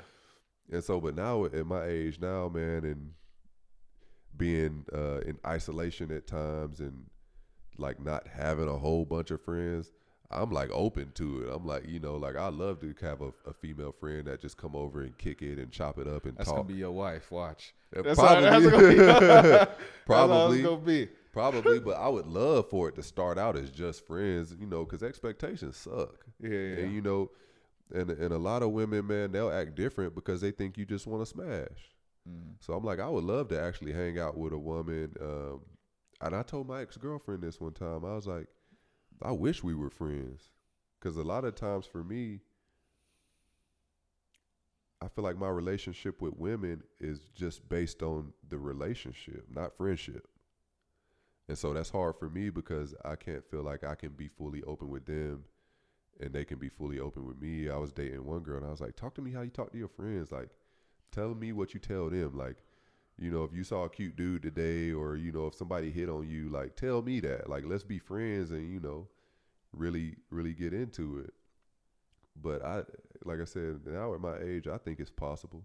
I would love for it to happen, to be a friend with a woman and be able to chop it up and kick it and not have to worry about her getting mad at who I'm following or a comment or. I think it's wise. I think that's really the way to go. You said women, they're all in your business as it is, and you want to be cuffed up or they have a certain thing about you. That's probably the way to go. Just be like, let's just be. I got my kids. I got shit going on. Right. If you want to just be friends and get to know each other, you feel me? But see, I can't. And you said that too. The ironic thing now, yeah. The ironic thing now is I can't. Like it is. I've tried. And it's like they don't want that. They want me to date them and take them out and go on a date. Like I can't.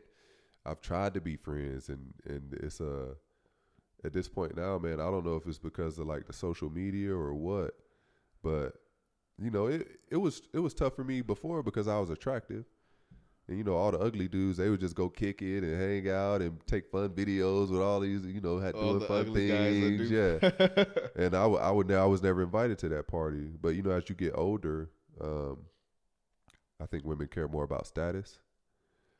And so like I was Yes. able to be friends with women, you know, before, but now that I've like a little following or, you know, clout or whatever, it's like women don't want to just be friends. Like they want me to post them and wife them up and you know all this other stuff. And It's funny how it changes like that. When you're young, it's sex. It's sex right, appeal. Women want to have a good time, and once they hit a certain age, they want to.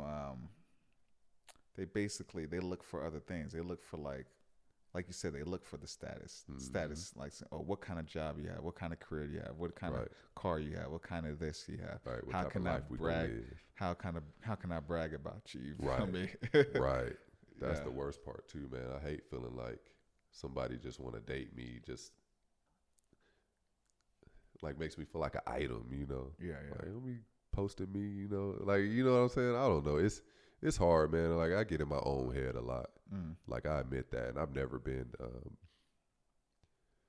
Well, I have been, but recently I haven't been shy about admitting my downfalls.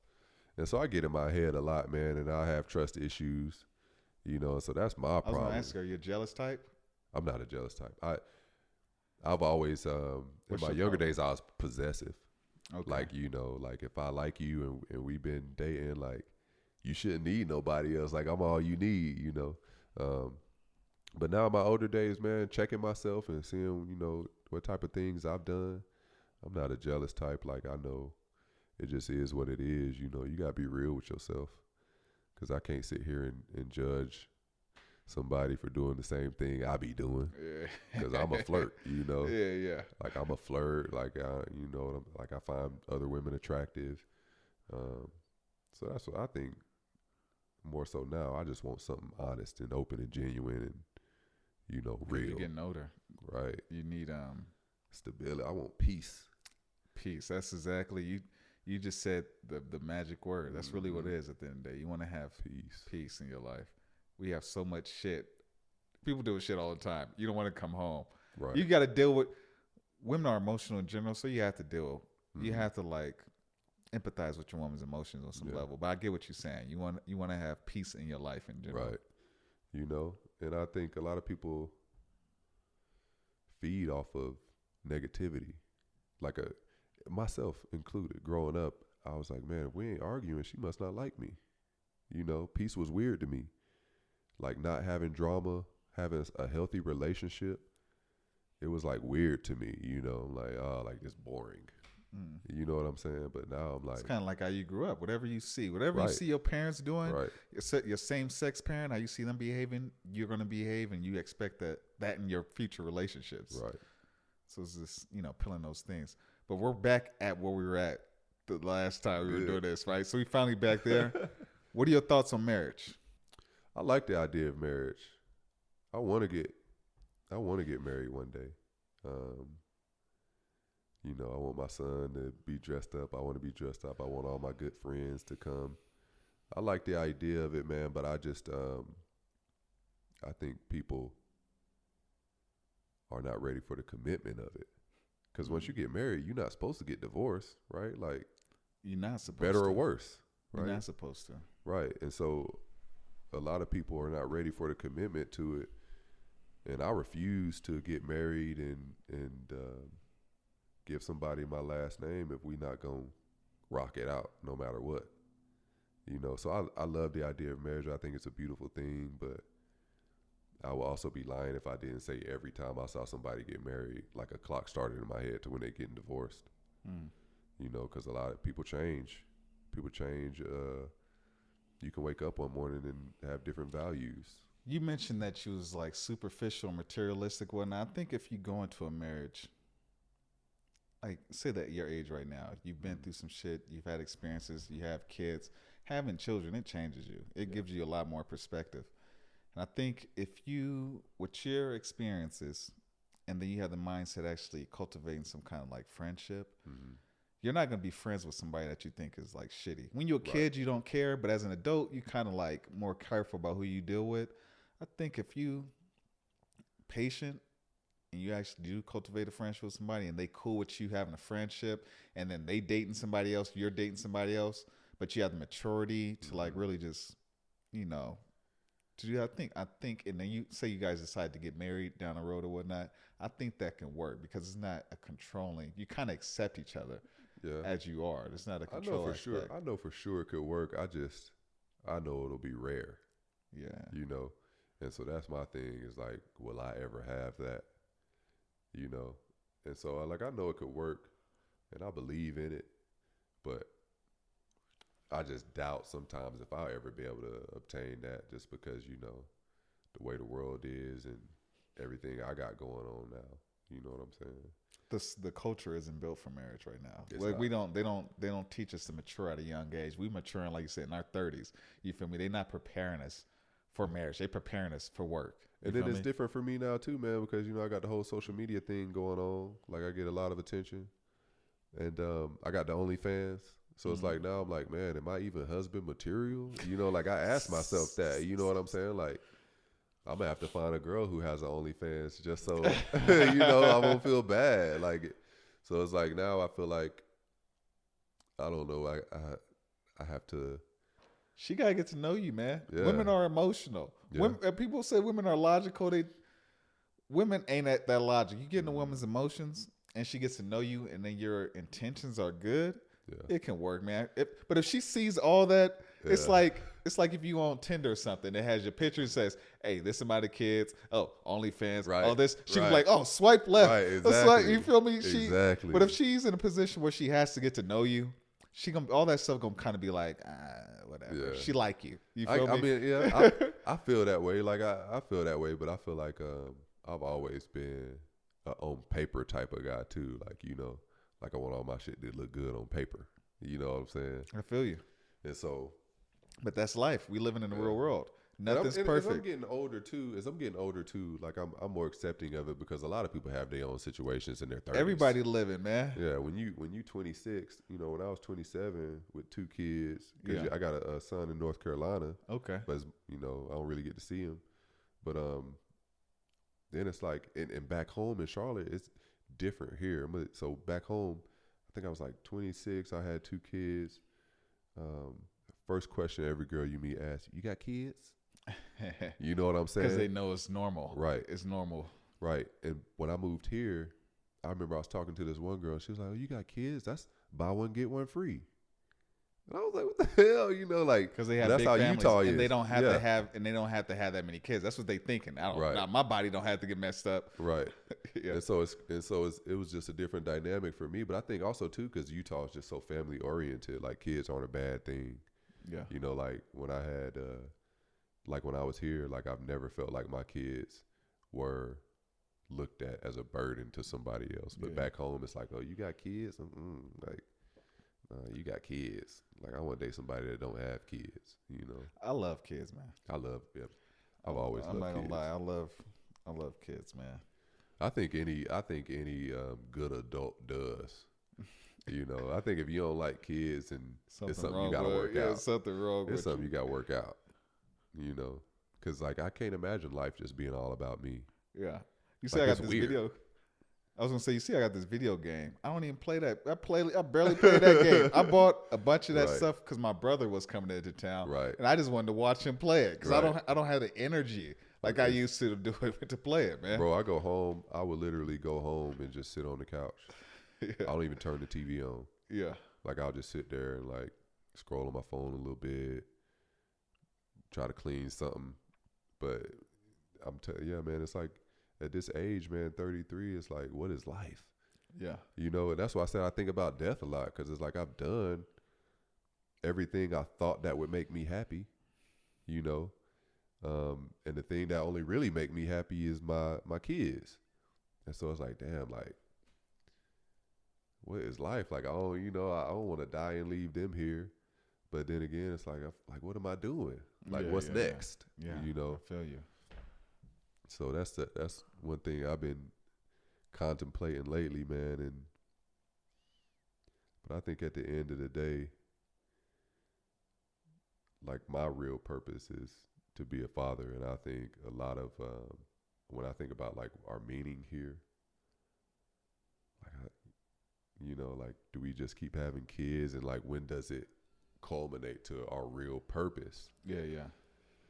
And so, Have you ever read the book called The Way of the Superior Man? yeah, there's my homeboy Bronson. Yeah. I don't know if you know him or not, but he gave me that book because he wanted to do a podcast on just like a black book club. Yeah. And so that's the book we were doing. And but no, it's a great book. It really is. It's called by David Data. I got that book right after I finished playing ball. It was first book I got was Relentless, and it was written by the guy that trained Michael Jordan. And I was really hungry for knowledge. So then there was a book called The Way of the Superior Man. I only got it because of the title. Had no idea what was in that book. But when I read it initially, I wasn't ready for it. It was a relationship. A lot of it touches based on the dynamics between the masculine and the feminine. Right. And it also talks about a man's purpose. And it talks about a man's nature a lot. So it made sense to me, but it didn't really it didn't resonate with me until recently. When I went back to that book and I checked it out, I was like, I could relate to a lot of what this book is saying. It kind of answers a lot of the way I'm feeling and things that I'm thinking in that book. I just think it'd be good. You know, I think everything in that book, man, is things that we didn't learn growing up the way we did, because we not taught those things. Like if I would have saw somebody practicing those things in that book when I was younger, I'd be like, man, you soft. Yeah. You know what I'm saying? Easy. Yeah. Like, oh, you soft. You know what I'm like, but now it's like, yeah, man, when you get older and you really want to have a good quality of life and you want to be genuinely happy, you start looking for answers. And and I was never a big book reader. I was always on YouTube. Yeah. So I was on YouTube watching The Secret, and all these other like informational videos. It's cool about, you into that self-improvement stuff. Yeah. Because like I said, man, I've always had a lot of self-doubt. Yeah. And so, through that doubt, I've tried to look for answers or understanding, and it's helped me grow a whole lot. And one thing too, about masculine and feminine, like I believe in masculine and feminine being inside the man, I think it's a good thing. But when I reflect back on a lot of things I've learned, a lot of perspectives, I've noticed that a lot of them come from women. Like women's I've been friend with or dated. Like women can give you some of the best outlooks on things because they don't have to deal with being a man. And that's what I was going to say. Like, if a woman is in my life, say as a woman's a friendship, she has to be. Before when you're young, you just have friends that have friends. But when say I meet a woman now, she's just a friend. She has to be giving me some kind of knowledge. Right. You got to give me even the guys I'm with. You have to bring something into my life for me to put energy into you. Right. I said that on one of my TikTok videos. I was like, man, for me to be in a relationship, it's got to be something more on the table than just, vagina. And like a lot of women took that as, like financial or something like that. But I'm like, no, like the same thing you just said, like bring me some value. I don't want to just have sex and party. Like I want to learn, I want to grow, I want to laugh, I want to cry. Like, I want somebody who gonna elevate me. You're evolving. That's all it is. Right. Something that gave you pleasure before, it doesn't as you get older. You have to find something new. Right. And if I done squoze all the pleasure out of sex I could, bro. Like it ain't nothing else. Yeah. So yeah, I need more. What's the longest relationship you've been in? Oof. Probably like 2 years on and off, man. I was engaged one time, and we was on and off for a long time. That was probably my longest relationship. If you don't mind sharing, I mean, why did it work out? You obviously she was loved just young. each other. I was I think I was 28 at the time, and she was 23, And I remember specifically, I told her, I was like, you still young, like go party and have fun and live your life. She like, needs to grow because she's always going to be right, curious. Right. And that's basically what I was saying. I got a kid. Like I was like, I got a kid. I'm 28. Like I've done all that. You go do it. No, I know what I want. Like that's not what I want. I'm ready. So, a year later, now she wanting to go to these overnight concerts and what do they call them? Like the Travis Scott thing. With, I don't know what they call them, Palooza or whatever. But and do all these things and go on these trips with her girls and Vegas trips with her homeboys. And so it was just like, man, I'm like, I told you at the beginning to go do that. Now you got me all invested, all emotional. Yeah. You got this relationship with my son now, and now you want, so it's like, that's what kind of turned me off from dating people who haven't lived. But like I said, man, I've dated older women that don't know what they want. So I don't even know if it's about age. This is how I see it. Age exposes you. Mm-hmm. When you are a young man and you're 18 and you don't have things together and figured out, people, they're okay with that. You feel me? But when you say you getting into your 30s and you ain't doing nothing, people will be like, what's wrong with you? You feel me? So if you dealing with a younger woman, it goes the same way. There's certain things that you expect for a younger woman, like out of her behavior. But when you get with a woman that's like 28, 30, and she's still doing the same stuff she was doing when she was 23, then okay, there's something wrong. So I think when you're dealing with a younger woman, there's more of a position for you to actually influence her character. When a woman's older, she's kind of like who she is. You feel me? That's who you're dealing with. Unless she got game and she gonna hide who she is for a certain amount of time until she get what she want. That's one thing I struggle with too, man. It's like I don't want to. That's why I don't want to date younger women too, because I feel like I can easily influence them, and I feel bad about that. Because I feel like I'm a smart individual. Like I know the right things to say. I know what to say, what not to say. Like, because you've been through it. I know how to manipulate somebody, and I don't ever want to do that. And that's why I like dating older women, because they know what they want. Usually they. Well, when you older, you're also stuck in your ways. Yeah. That but at least you got some ways. When you're younger, you don't have no ways. You all over the place. Yeah. So it's like with an older woman, I know what to expect. Like, okay, this is how she is. Yeah. But when I'm dating somebody younger, it's like one day they here, one day they there. Like, you don't know what to expect. And so, I don't know, man. But like I said, I've had experiences with older and younger that were both negative. I don't really have a clear answer. I'm trying to think of a really good answer to what you're saying, but I really don't, man. Because you don't. Just because she's older doesn't mean she's mature. I'm 33 years in the game, man. Yeah. And like I haven't found one. It doesn't mean I haven't found an answer. I had a situation, man. This woman, she had 2 boys, and she approached me at work, and then she was like flirting with me. She was telling me she liked the way I dress. And then she had said, "Do you got a woman?" And I said, "Yeah, but we got an open relationship." I was just playing, right? Just see what she was going to say. And she's like, "Oh, okay, y'all open? Well, could we kick it?" So I was thinking, I was like, damn. She kind of understanding. Yeah. She was like, all right, cool. So then she got some experiences under her belt. Yeah, so she was all cool, and until I was just fucking with her. So then anyways, we set up a date. She didn't show up to the date. She did all the work, right? To hit on me, to set up the date. She did all of it. Deal. And then show up, right? So then this is a few years back. And then we ran into each other. No, she texted me later that night or the next morning. Like, "Oh my God, I forgot all this stuff." I didn't respond. Right. Saw her at work, and she's like, "Oh my God." I was like, "Oh, don't worry about it. It's all good." And I just didn't talk to her no more, right? And then she texted me, like, "I want another chance." Didn't respond, right? So then it was during the Black Lives Matter thing, right? So she wore a Black Lives Matter thing to work, and then she's like, "Look." And I was like, all right, And then you gave another chance after that. I had to bring her over to me, right? I was like, "Let me talk to you." I said, look, I'm not upset with you. I said, I'm just not attracted to you. I gave you time. Right. You chose not to use it. Right. So I don't have any more time to give you. Right. Right. And she was like 30. You feel me? And I'm just like, she That was still. That made her like you more. Yeah, it made her respect me. Right. It made her respect me. My point is that she was still doing shit that people did when they are like 20. Right. You feel me? I'm like, I'm a grown man. You already know what I do. You know I have a good job. You know I'm doing things. I'm like, I don't.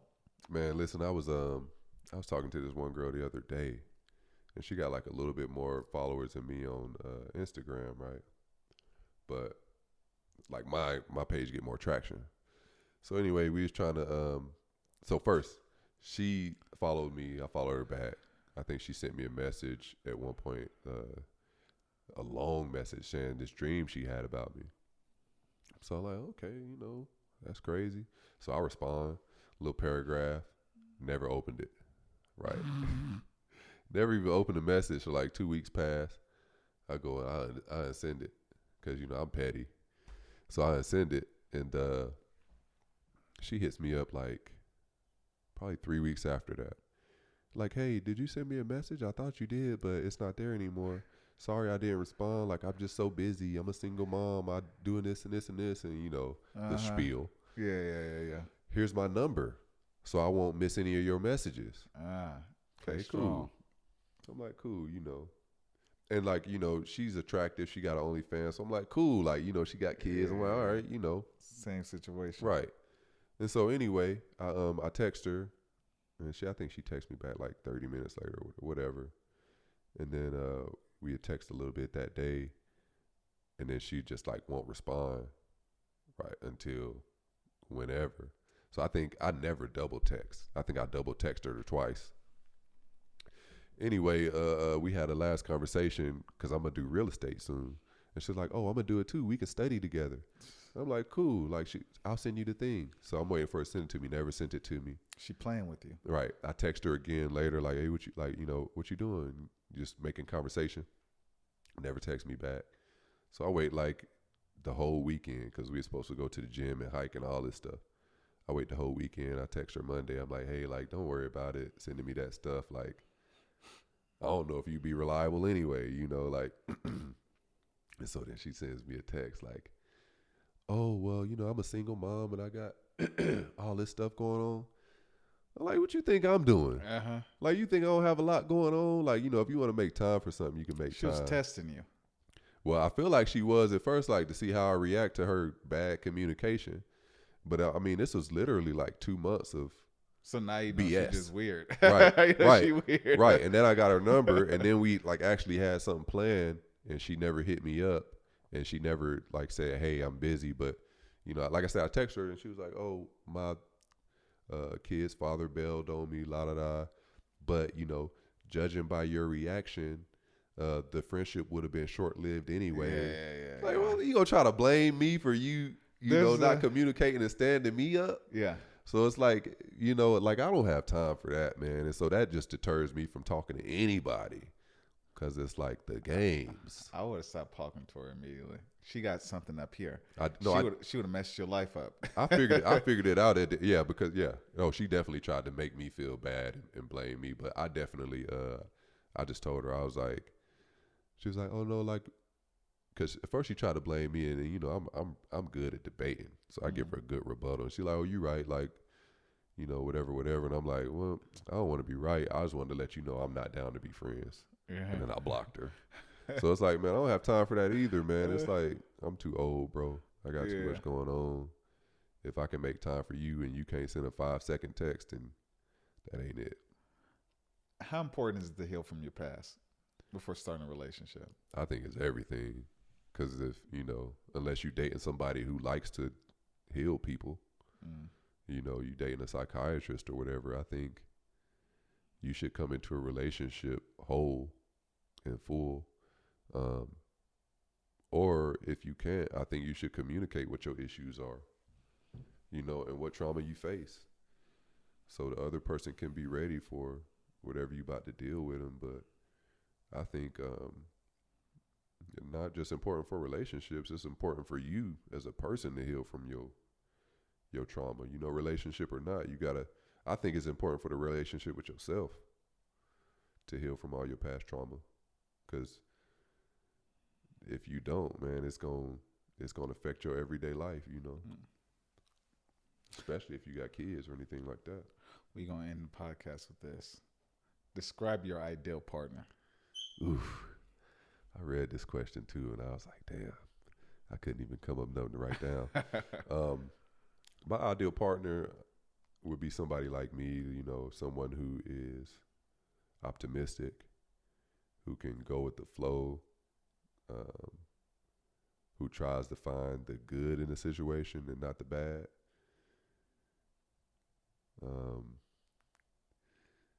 And, you know, outside of all the physical things, you know, you want me to describe that too? You can describe. You got this is for the ladies because I'm gonna give this. I'm sure you're gonna repost some of this stuff. So you know, let them know what's up.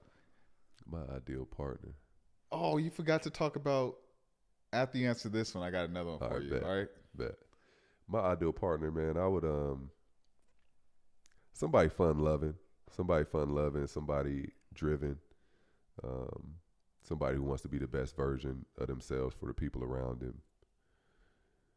And I think with that, man, that'll pretty much cover it all, because if you have somebody like that, then you have somebody who does all those other things to take care of themselves and you know, elevate you as well.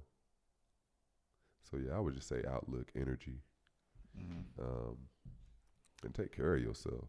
Don't expect other people to take care of you. You know, I don't.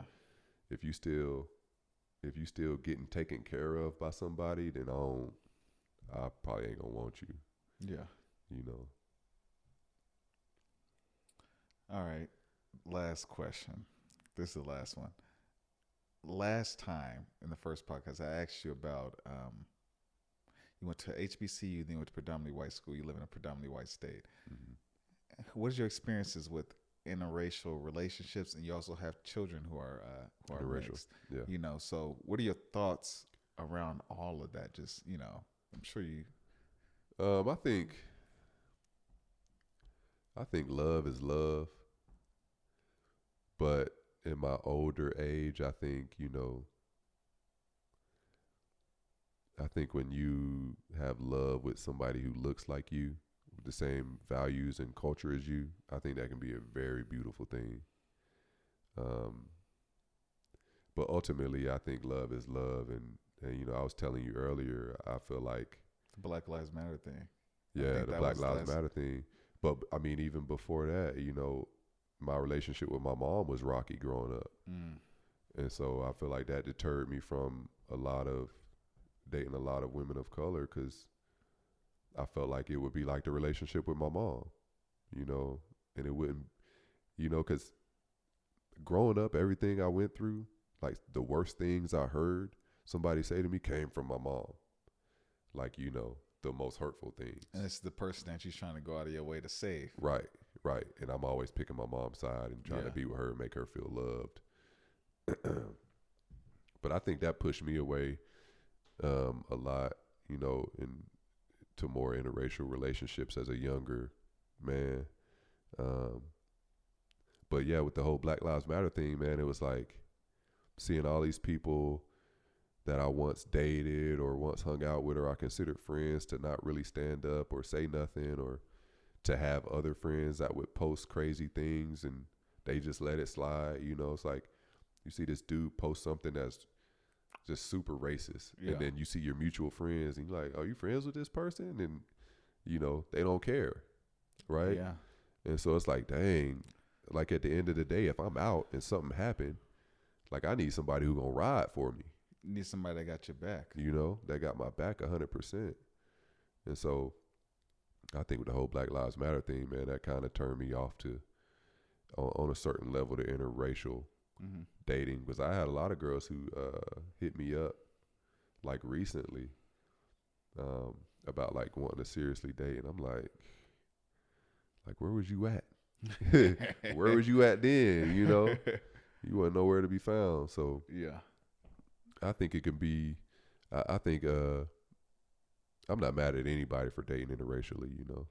date who you want to date, love who you want to love. But like I said, I think it can be a beautiful thing. Like I dated my son's mom when we first started dating. It was Lamborghini Mercy, like, you know, Kanye West and hip hop all the time. And then after a while, you know, when people get more comfortable, they just themselves, and it was country music.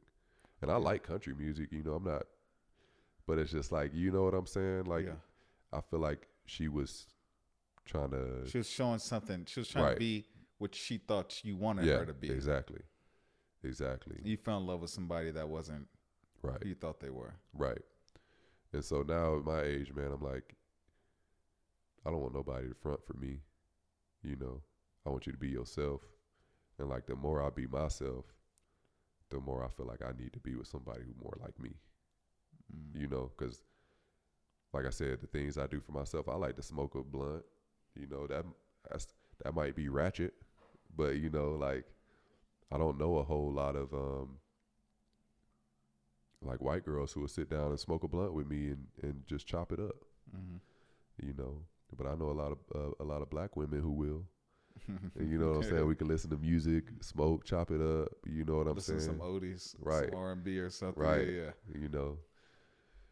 And so, I got the same thing regarding the Black Lives Matter thing. I just wanted to comment on it. It's like this, man. It's I don't know how it is in North Carolina, but when you growing up in California, you're in the Bay Area, the Black Panther Party started in Oakland, California. I have family members who are Black Panthers. So police brutality is real over there. You feel me? So you grow up with it. You understand it. You live with it. You know, and you understand that law enforcement wasn't created for you. Right. You feel me? It wasn't for you. So for somebody that's from Utah and they've been dealing with Utah police officers, because me, like I said, my experience in Utah with the officers have been really positive. They don't bother me at all. I can walk down the street, I go for a run. They're more annoyed if I bother them. You know, they just mind their business. So it's a whole different dynamic. They want to have an easy shift. Exactly. I mean, I work for the police department. So a lot of the cops here, I mean, a lot of people who grew up here and they're dealing with cops, them seeing all these like other acts outside of Utah, they're automatically to it. Exactly, automatically thinking like, oh, the person had to do something. They had to do something, so they can't even like relate to you. So sometimes it's not necessarily that they're being racist, just that they're, because of their belief system, when they're seeing something, it's hard for them to accept the fact that there are cops that are like that. There's institutions that are like this, and that America created them intentionally to like hurt certain groups of people. Right. But I think, man, like, and I agree with you, but I think some people just don't want to. Like, you have that as well. Yeah, some people just don't care. They don't care. And that bothered me too, when it's not necessarily not caring, but then when you surround yourself around people who are racist. Right. I don't hang out with, whether it's a black person, whoever, I don't hang out with people who think like that. I don't hang out with anybody that's negative. Exactly. That's how. You know what I'm saying? Yeah. So it's like, that's my thing too, but, and I'm not immune to social and media conditioning. You know, if I'm on a plane and I see an Arabian person get on, I'm gonna have the same, you know, I'm gonna think 9/11 or something, but I have the know-how or the, you know, the mental awareness to be like, that's not the case with everybody. Like, you got to fight that. Like, you know, and I would go out of my way usually to treat people with more respect if they look different than me, or if I know their race is going through a hard time, or, you know, like, because you can relate to it. Yeah. I want to be that bright spot in their day. But I feel like, you know, a lot of people, man, they just didn't even care. They didn't care to learn or to, because if you really sit down and look at it and are open, like, it's hard. You can't miss it, how, you know, the conditioning and how black people are treated and put in these places and you know, put back and set behind. You can't miss it. And it's so weird. We're American. We Right. built America. We've been here since the beginning. We're just as American as white people. Some people believe that we've been here since the Indians. Some people believe that the ancient Native Americans were darker. Have you read the book called The Lies My Teacher Told Me? I think James Lowen wrote this book. But he basically, in his book, he mentions these head statues in Mexico. He was saying, like, there's a belief that the Afro-Phoenicians came to the Americas like like 3,000 or 4,000 years ago. And there's also in Ohio, there's been Egyptian artifacts discovered in Ohio. So basically, Saying America is like the motherland. huh? So America is not necessarily the motherland, but basically Africans have navigated. They navigated here a long time ago. For sure. So that's why you had darker Native Americans and dark, because you have statues of African features in Mexico. But we don't talk about that because it's black, basically. Right. That's why Exactly. we don't talk about it, Exactly. I tell people that all the time, man. I'm like, you have the luxury of knowing that your last name is your last name. Mm-hmm. Like my last name probably belonged to a slave owner somewhere down the line. Yeah. You know what I'm saying? Like, ain't no Ellingtons in Africa. Yeah. But you don't even know your tribe. Like Africa, the way it is now, like you say, Nigerians. Nigeria has not been around for over 100 years. Mm-hmm. It hasn't been around for like 60 years. Right. So a lot of these new countries in Africa didn't exist when we first got here. So your people all came here, and you don't even know who your people were. You feel me? They lost their language. They lost their history, everything. And you gotta think about it as a black kid. The first thing you learn about yourself, is that you was a slave, or your ancestors were. Like when social studies, first thing we learned about black people was when it wasn't saying like, oh, they were in Africa doing this and that, doing great things. It's like, no, it just started slavery. It's so funny. I'm glad you mentioned that, because people don't talk about. When they talk about black history, all they talk about is American slavery history. Right. They don't talk about, and it's weird. What I don't like about the Hollywood is that if Will Smith does a good movie or something, or anybody else, they don't get an award. But if it's a slavery movie, it gets all these Academy Awards. All this is because it's like ingraining that. But people aren't aware. But here you can do a Greek movie, even though the people who came here aren't fucking Greek. You can do a Greek movie, and then it's like they have some blonde, blue-eyed guy. It's like even Egyptian history. They have a white person. They have a white person. I was just about to say that movie Egyptian Gods. I'm like, man, ain't all these white people walking around Africa with no suntan, no nothing. Like it's not even. It's crazy to me. But it's intentional. It's intentional because you're not supposed to be smart. So people actually see all these things that they built that's not just physical, because it's usually we're entertainment based. Mm-hmm. So if you see things that some kind of thinking was applied to it, it's kind of like they don't want you to think that you're intelligent enough to do something like that. It's crazy, man. But it's like how you supposed to feel confident that you can be anything you want to be when the first thing you learn about yourself is slavery. Well, we have to do that. It's not other groups or white people that have to do it. We have to create institutions. We have to create our own Hollywoods. Mm-hmm. We have to create our own comic books. We have to do our own things, because it's kind of like with the police officer stuff. Like some people, because of their belief system, the upbringing, they just don't want to see it. You can apply that same thing to black intelligence, other black history. Right. People, they grew up thinking the way they were thinking, and they don't want to see the other stuff. Right. So they're not going to create some kind of institution to see it. We have to do that, right.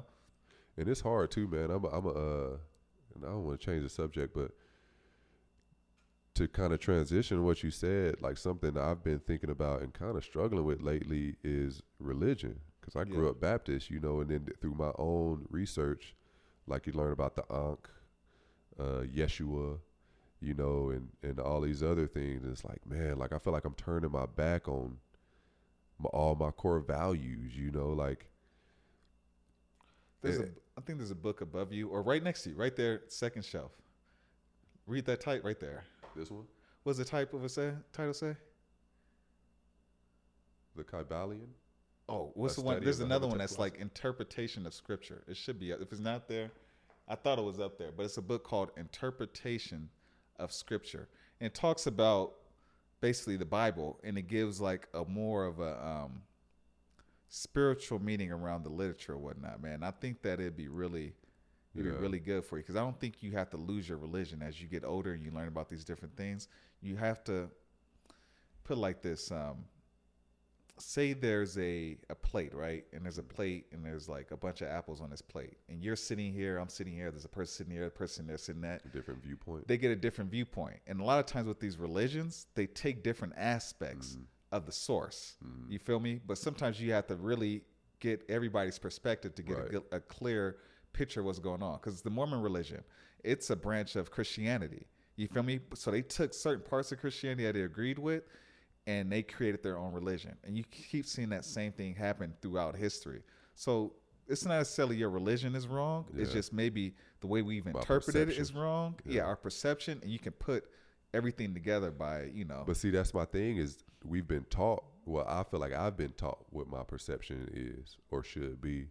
And so like with me doing this discoveries and research, I'm trying to form my own perception. And it's hard, because it's like even with little things, like I pray every day. And like every time I'm done, I say in Jesus' name, I pray amen. But then like we're doing research and seeing that, Jesus may have came from Yeshua or because the J didn't exist or whatever. And like trying to substitute that into my prayer, it's like I feel like I'm doing this, I'm being so wrong, like. And so it's that's one of the things, man. It's just like your mental struggle is yours and yours alone, whether how dumb or small it may seem. Yeah.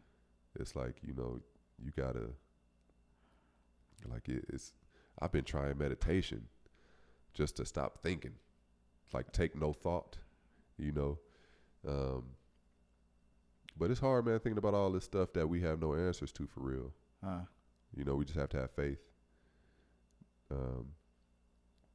But it's hard to do that with the way the world is right now, and everybody is on this like self-empowerment and stones and all these other things, and I'm like, we have a more individualistic for sure culture. We're not a family-oriented culture, even though we have like the marriage thing, where the way it's like everybody's out there for themselves right now. Mm-hmm. That's really where our culture's at.